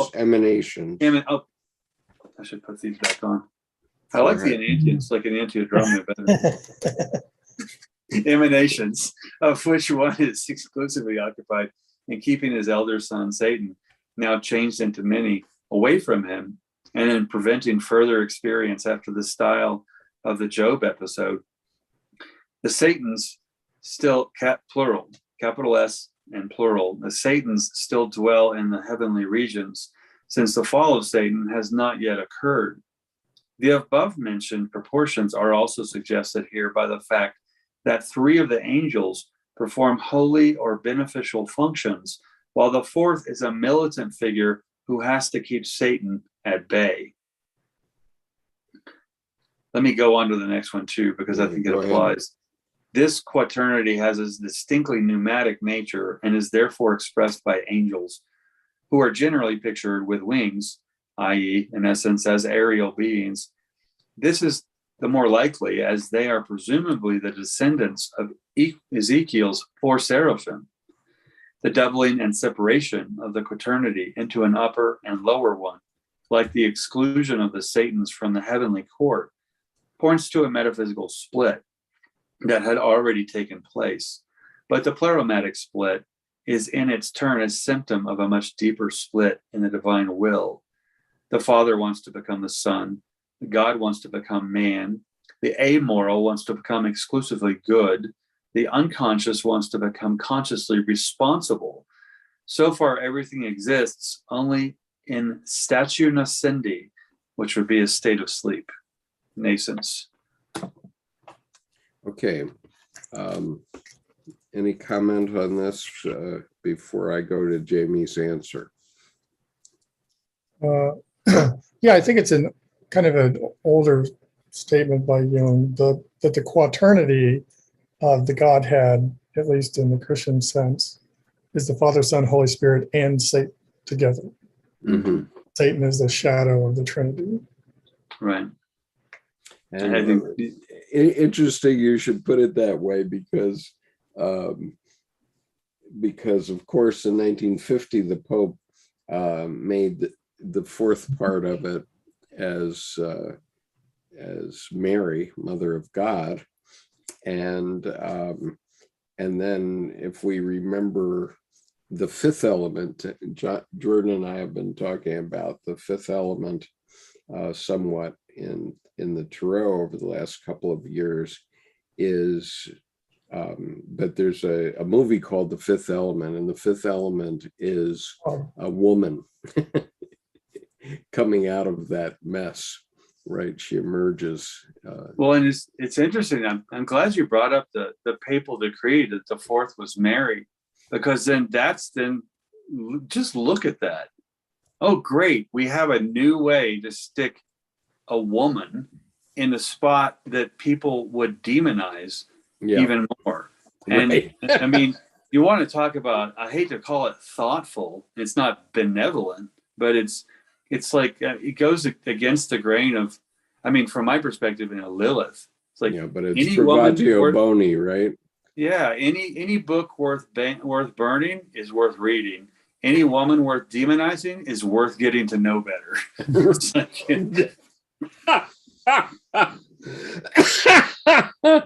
look at Lilith, uttering the ineffable. She's conceiving consciousness right there, to come back around as this serpent and then seduce Eve to finish the job and birth consciousness in the biting. I mean, so I mean, when the Pope puts Mary there, I grimaced, because I went, oh, that's not the right place to put her. She deserves, she might be the whole of all of them. Right. She might be the Shekinah figure that birthed the Father, the Son, and the Holy Ghost, with the first husband of the moon in ancient times, but she's not going to be the fourth, because that's Satan. That's a place of Satan, So, I mean, to me, that was, well, I hate to say it. It was deft, and it was strategically smart, but for the wrong reasons. But for me, and I want to go to Jamie's response here because it's relevant to this, but for me, the fifth element becomes the human being who brings everything together. So in the Tarot, we're talking about, in the four suits, we talk about the four psychological dominants, I guess we would say, which come through in the Myers-Briggs type indicator, but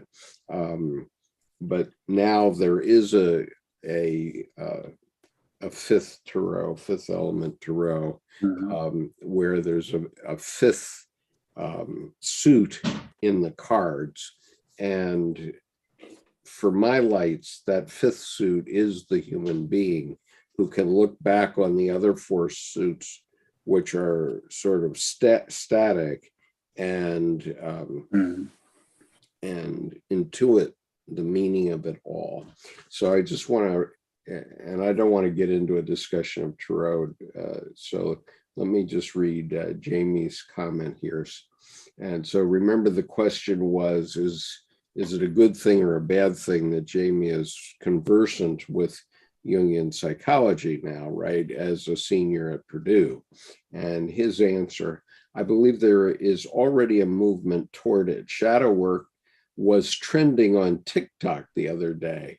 I would say I have achieved a state where I can apply ideas now, which has been very rewarding, but I think it is very useful in anime from Japan called Neon Genesis Evangelion is trending in my age group, and I think people will find Jungian concepts that best way to elaborate on its depth. And then he says, funny, I watched a lecture from Robert Moore yesterday, and he was also mentioning the fifth element. Lilith also shows up in the anime I mentioned. Cool. Okay. So young people are getting into it, whether they know it or not. Well, and not even to go into tarot. I mean, to me, elementally, you bring those up, we're back to capital N nature again. Yeah. And then, as Brian mentioned earlier, then, we are the ones here, not any longer it's an other, capital O other. I mean, the inner piece is we're seeing how we're connected. Right.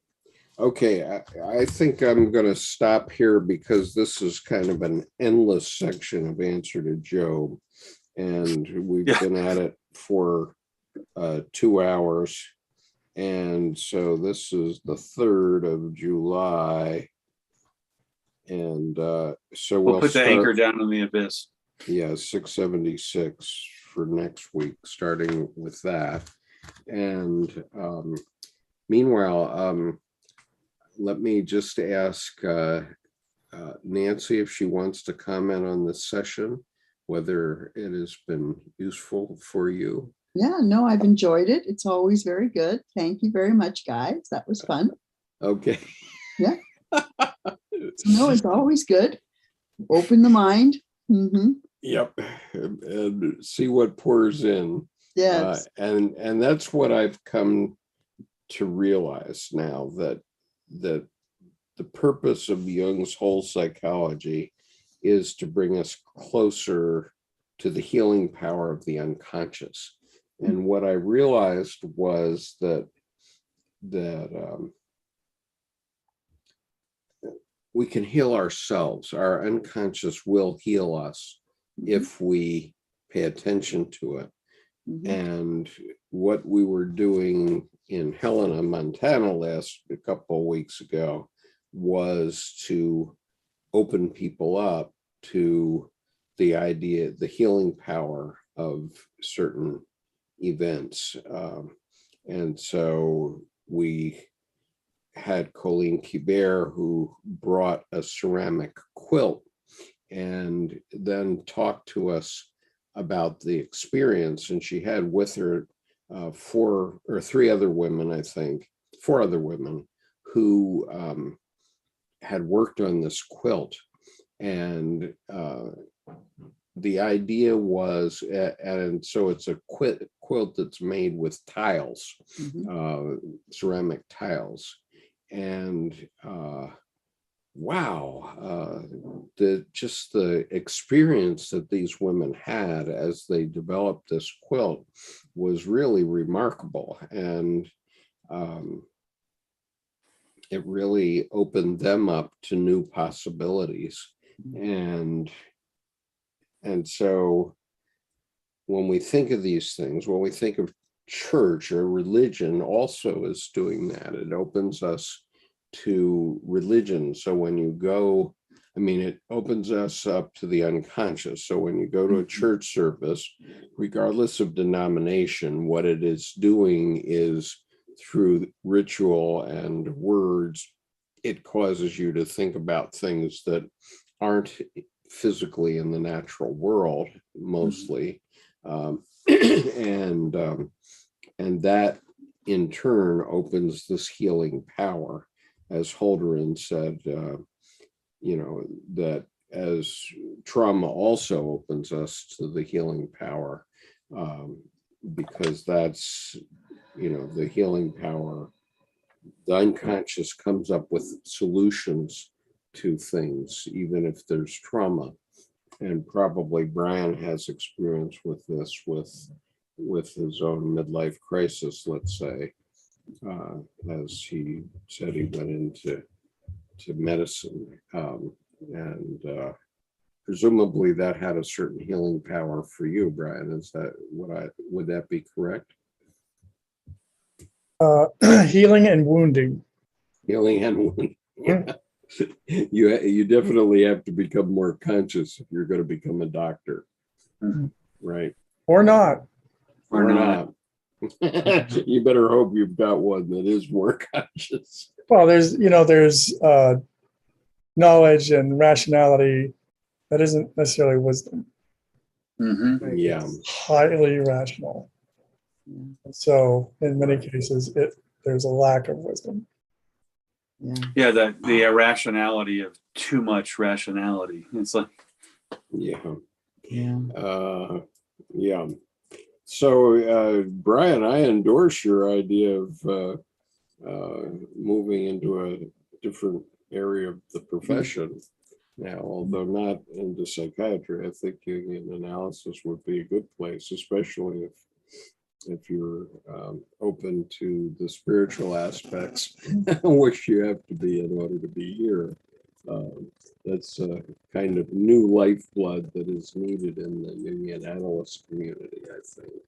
Mhm. It's starting to emerge as indicated by this this book that I recommended, Reflections by a Passerby. I think this is a wonderful book, and anybody that's interested in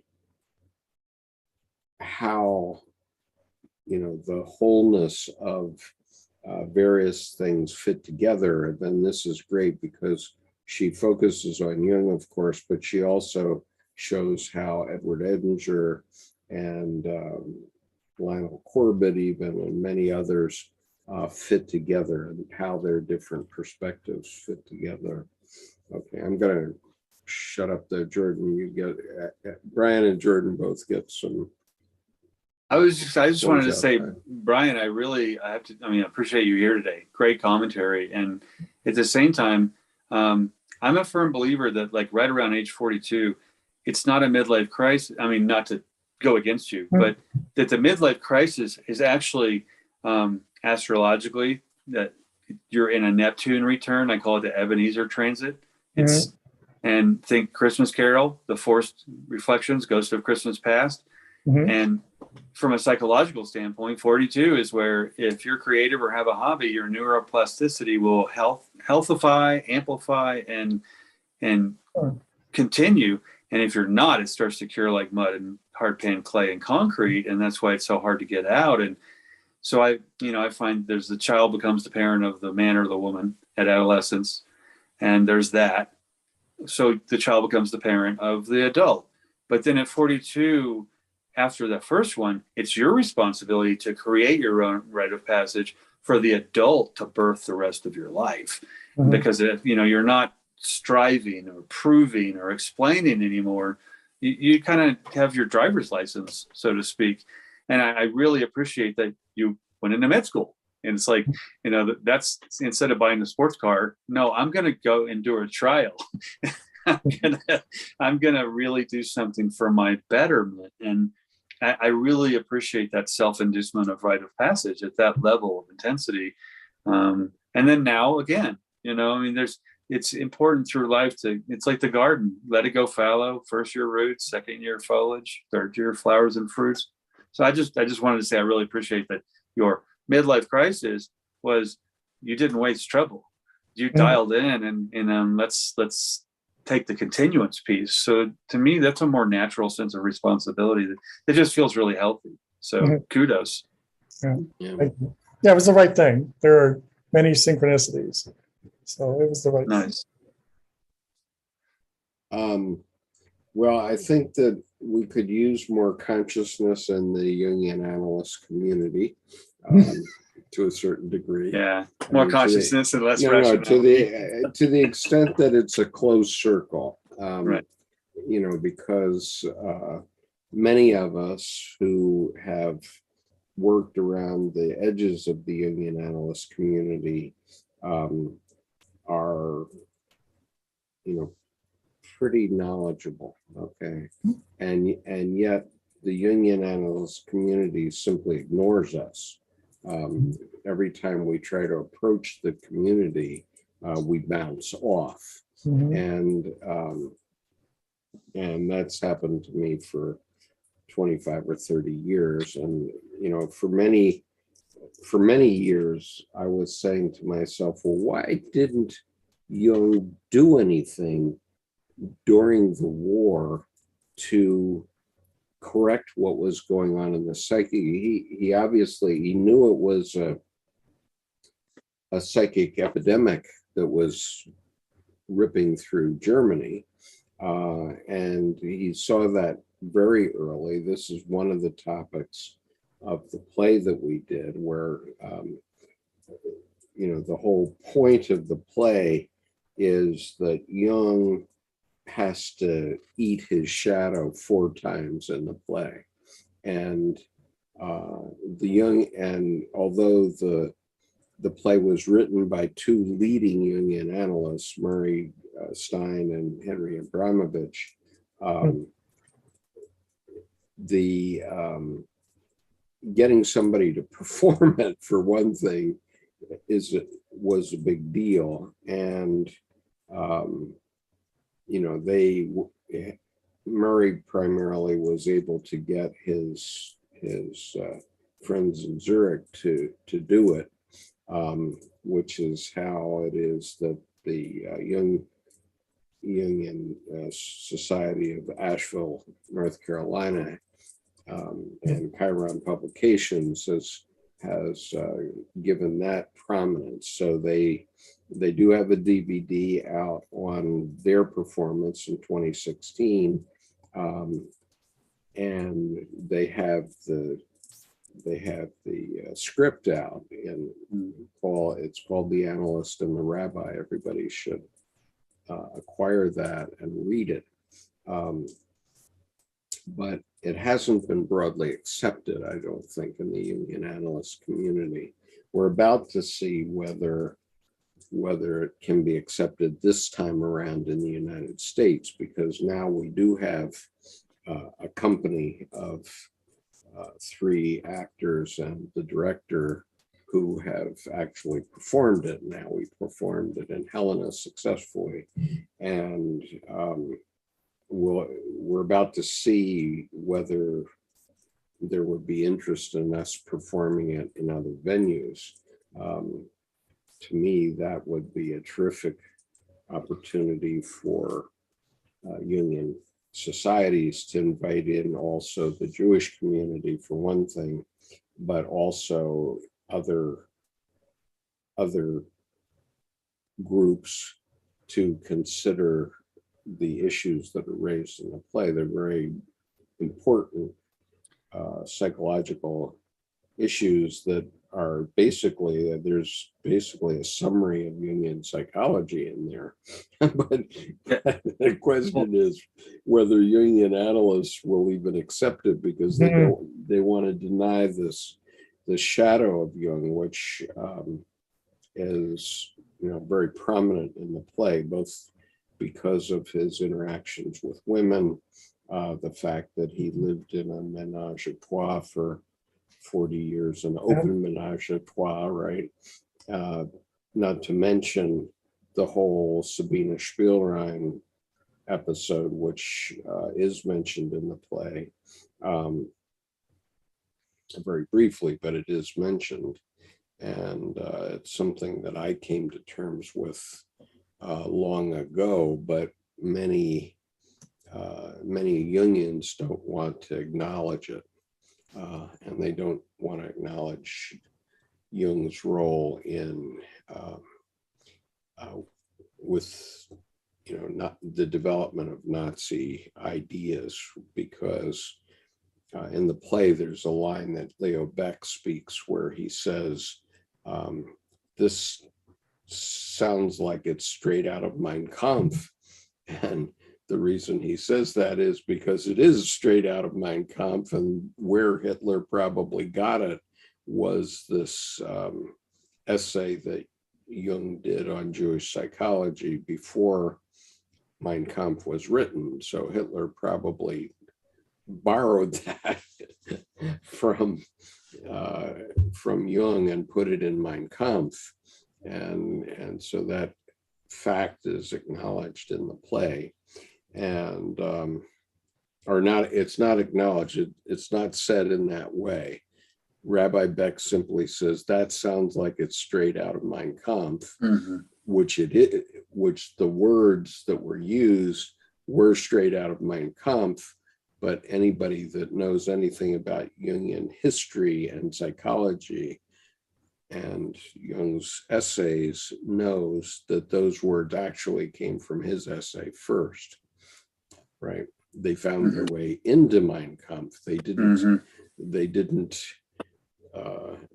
originate with Hitler, but nobody wants to admit that.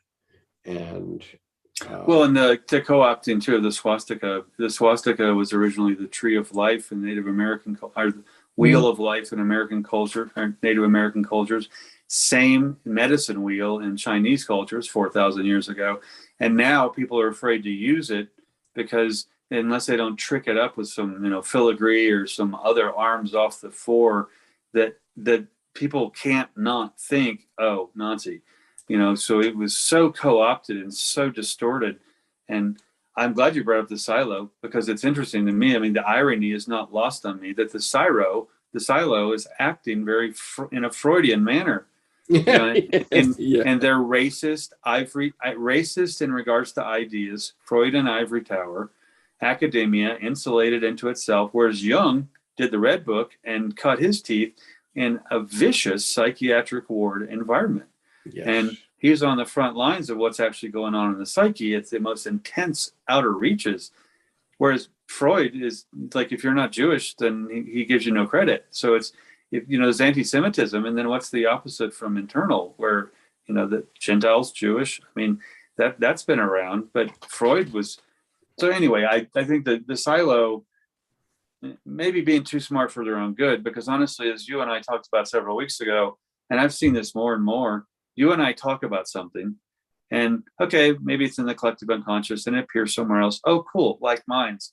Except if you start tracking the consistency of within 72 hours, within 1 week, there's a whole new program you see that's something that you or I, and today Brian said, that we'll see pop up. And there's commonality. I'm not going to say theft, but what I find interesting is that the silo is starting to look out the window and go, oh, we're going to play something very intellectual on this topic. It's like, well, you wouldn't have done that before last week's Sunday morning session. So, and I don't want to get all self-righteous on it, because there's also the collective unconscious and the same ideas going around. And who's the one who implements the $1 million idea first? Well, they get credit, so there's that. But I think, Brian, I appreciate the confirmation there too in the chat, that I'm seeing a lot of, they're getting the fact that they need to get some heart of matter back in the rationality, or they're not going to be able to go much further, because all the people on the outside are going to leave academia behind. And honestly, the analysts are going to just go probably rip down the silo. We need some bricks for our institution. And that is what we did in the confluence. We literally left academia and religion behind. We intentionally did not seek sponsorship.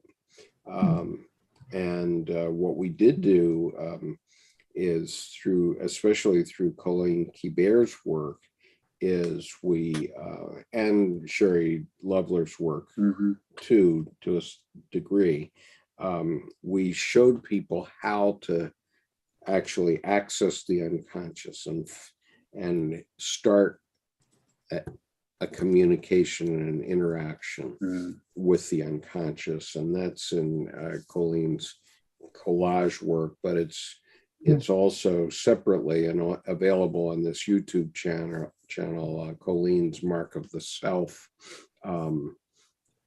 teaching, which talks about something that you can do in art to find out what your unconscious thinks. And it's very, very powerful, as Jordan well knows, because he participated in those sessions. And so now we are, as Colleen properly pointed out, we are able to communicate with the unconscious and find out where we really are.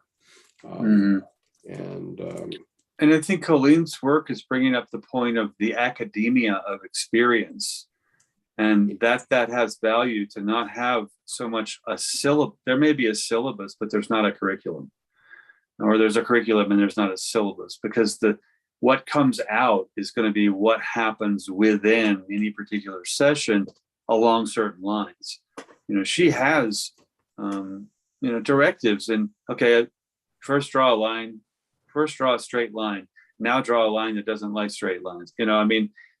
There's a civil war right there, except the way it plays out artistically is you're operating on more cylinders than just the rational. And in a sense, you can get, let the mind forget so the body can remember. Right. And, I actually have found that mark of the self activity very meaningful to me. And I feel that both of those strategies I can now progress Yeah, I use it all the time. Right. And of course, we're doing it here too, because we're doing it. What we're doing here is we're making people think about things that we talk about. And I don't think any of us are speaking any profound truth. I'm certainly not trying to put anything down in writing. I'm just having a conversation, and that opens up things that people hadn't thought about before, and that's spiritually very satisfying and very useful too. Okay, so folks, well, and I think that speaks directly to what Brian did earlier, where it's about making connections rather than explications, bringing people together, and that's where the solution will live out rather than be discovered. And I mean, it's never ending. You get milestones in the moment, okay, mark those, but then that goes into the value of the process after. So I when Brian brought that up earlier, where the connection, bringing the people together was the beneficial piece. That was the wealth. That's actually wealth creation instead of wealth production. And what we're in the process here is the fifth stage of consciousness. Okay, which Mary Stein wrote about in his introduction to Jungian psychology, where the whole species, our entire species, is now in the process of stepping up to a fifth, sixth, and seventh stage of consciousness. But at least the fifth stage is the next step for everyone, because the first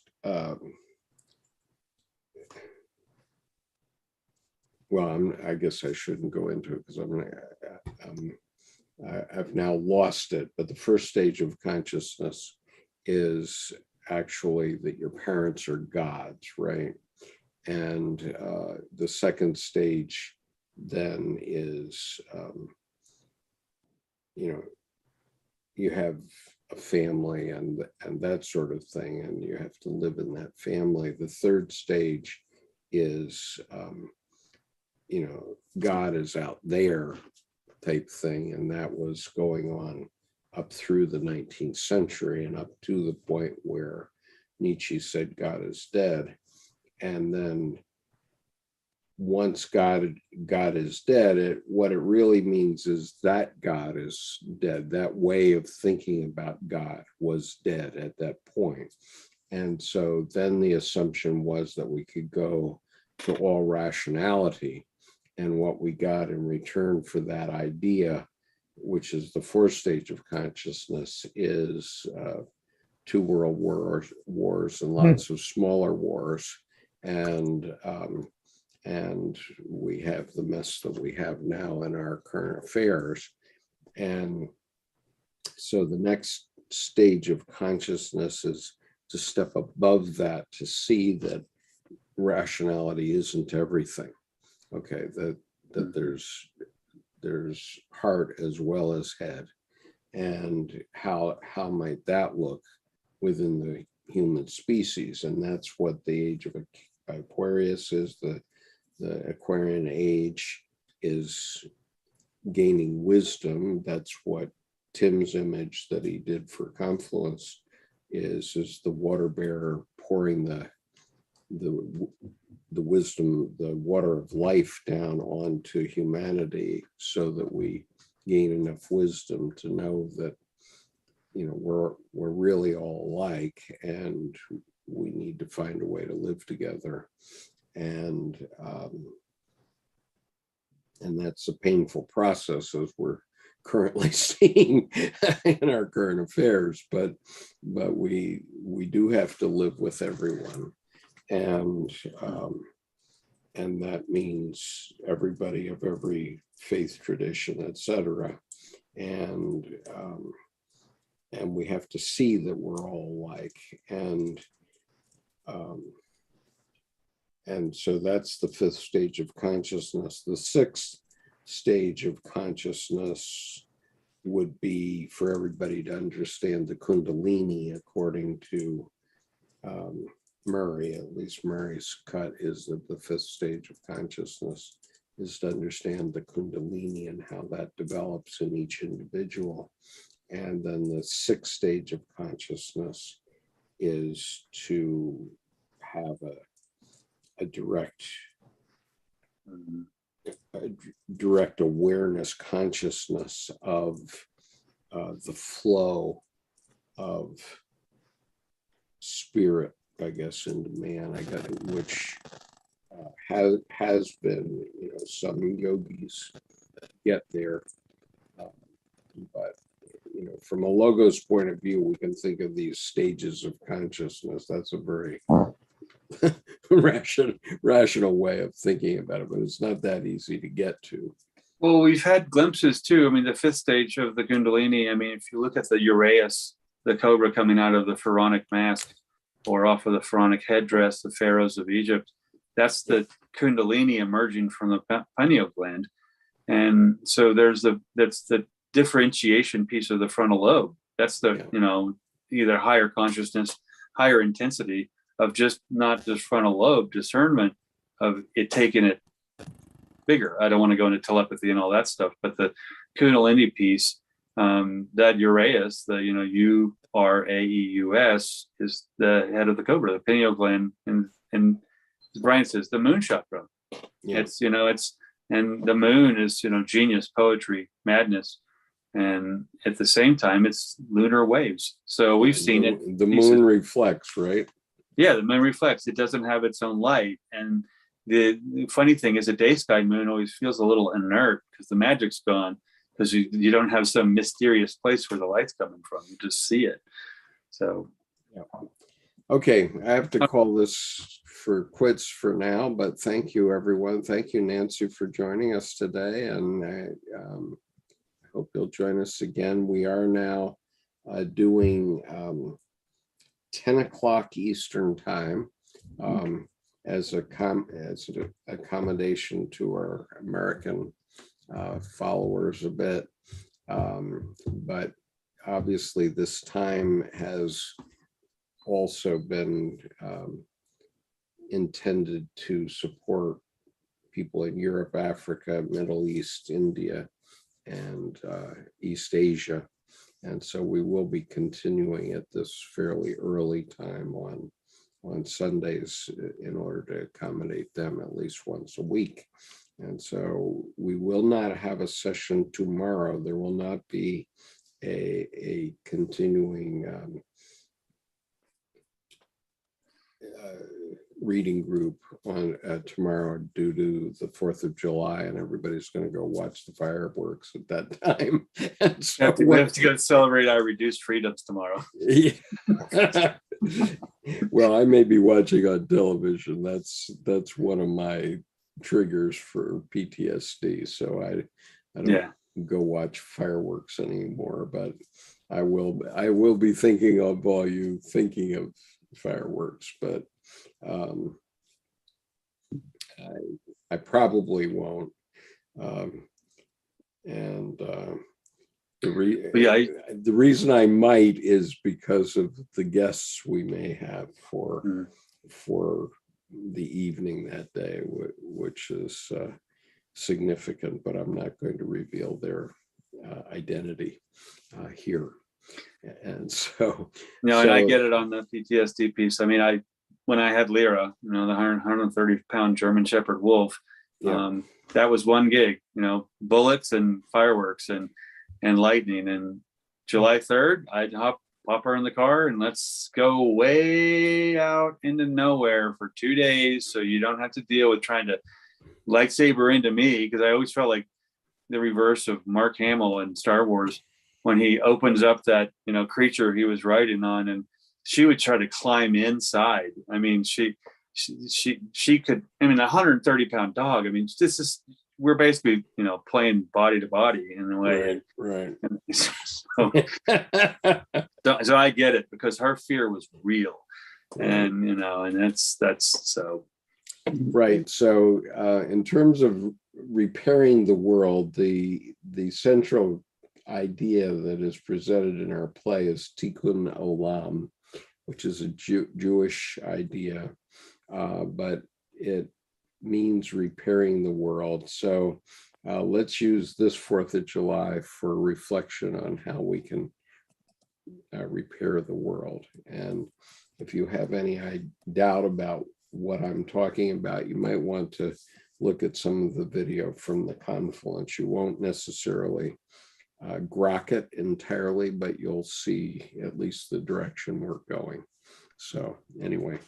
And the fifth tarot was, it's Martina, and I can't remember his name, Balkans. The fifth suit, is it ether in the fifth suit? Yeah, it's ether in the fifth suit, but as you know, I feel that the fifth suit is rather humanity itself. Yeah. But what's the emblem of it? In theirs, I forget. I do too, and it's, well, I mean, to their credit, they're the first to get out broadly published a tarot deck with the fifth suit. Okay. And so that's to their great credit. And it's called the fifth tarot, I think. And I'm looking for the emblem. That's a question, because how do you represent ether? I think it's the lotus. Oh yes, it's the lotus. Yeah, That's it right. is the lotus. Right. You're right. Okay. It is the lotus. Right. And that actually, rather than the lotus eaters, that's the harken back to the 1,000-petal lotus of the human psyche from Egypt. Although I don't think they got it that way, Jordan. And so they played more of the lotus eater type game. And I think the unfortunate thing is the emblem to me feels more true than the association. So I think I go with the 1,000-petaled lotus of the Egyptians, of the psyche connected to the spine, which is the physical kundalini.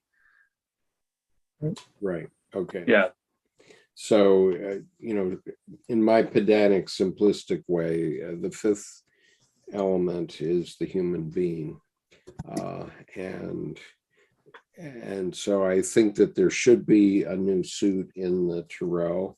It may evolve. It obviously has started to evolve with this deck, the fifth tarot. Going back to quaternity now, the four suits of the tarot date back to the Marseille deck, which is from the 15th century. So it hadn't changed. It hadn't changed in 600 years. Imagine that. And I'm with you on the lotus piece being more human, the human life, because to me, what's interesting is lotus is, if I take out even the consciousness factor, the lotus grows in the mud.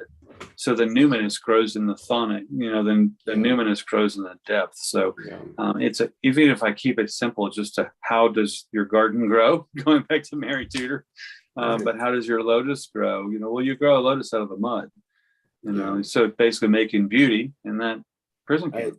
I have to say that I'm conflicted about the lotus being the symbol for the fifth tarot, for the fifth suit. But I think that Leonardo's image of Vitruvian Man, is that the name of it? Could be. Okay, that Vitruvian Man could be the symbol for the fifth suit, it seems to me. You heard it first here. I have chores. Yep, and so do we. So do we all. Good to see you. Thank you very much. Have a happy 4th, everyone. We'll be back here next Sunday. All right. See you guys.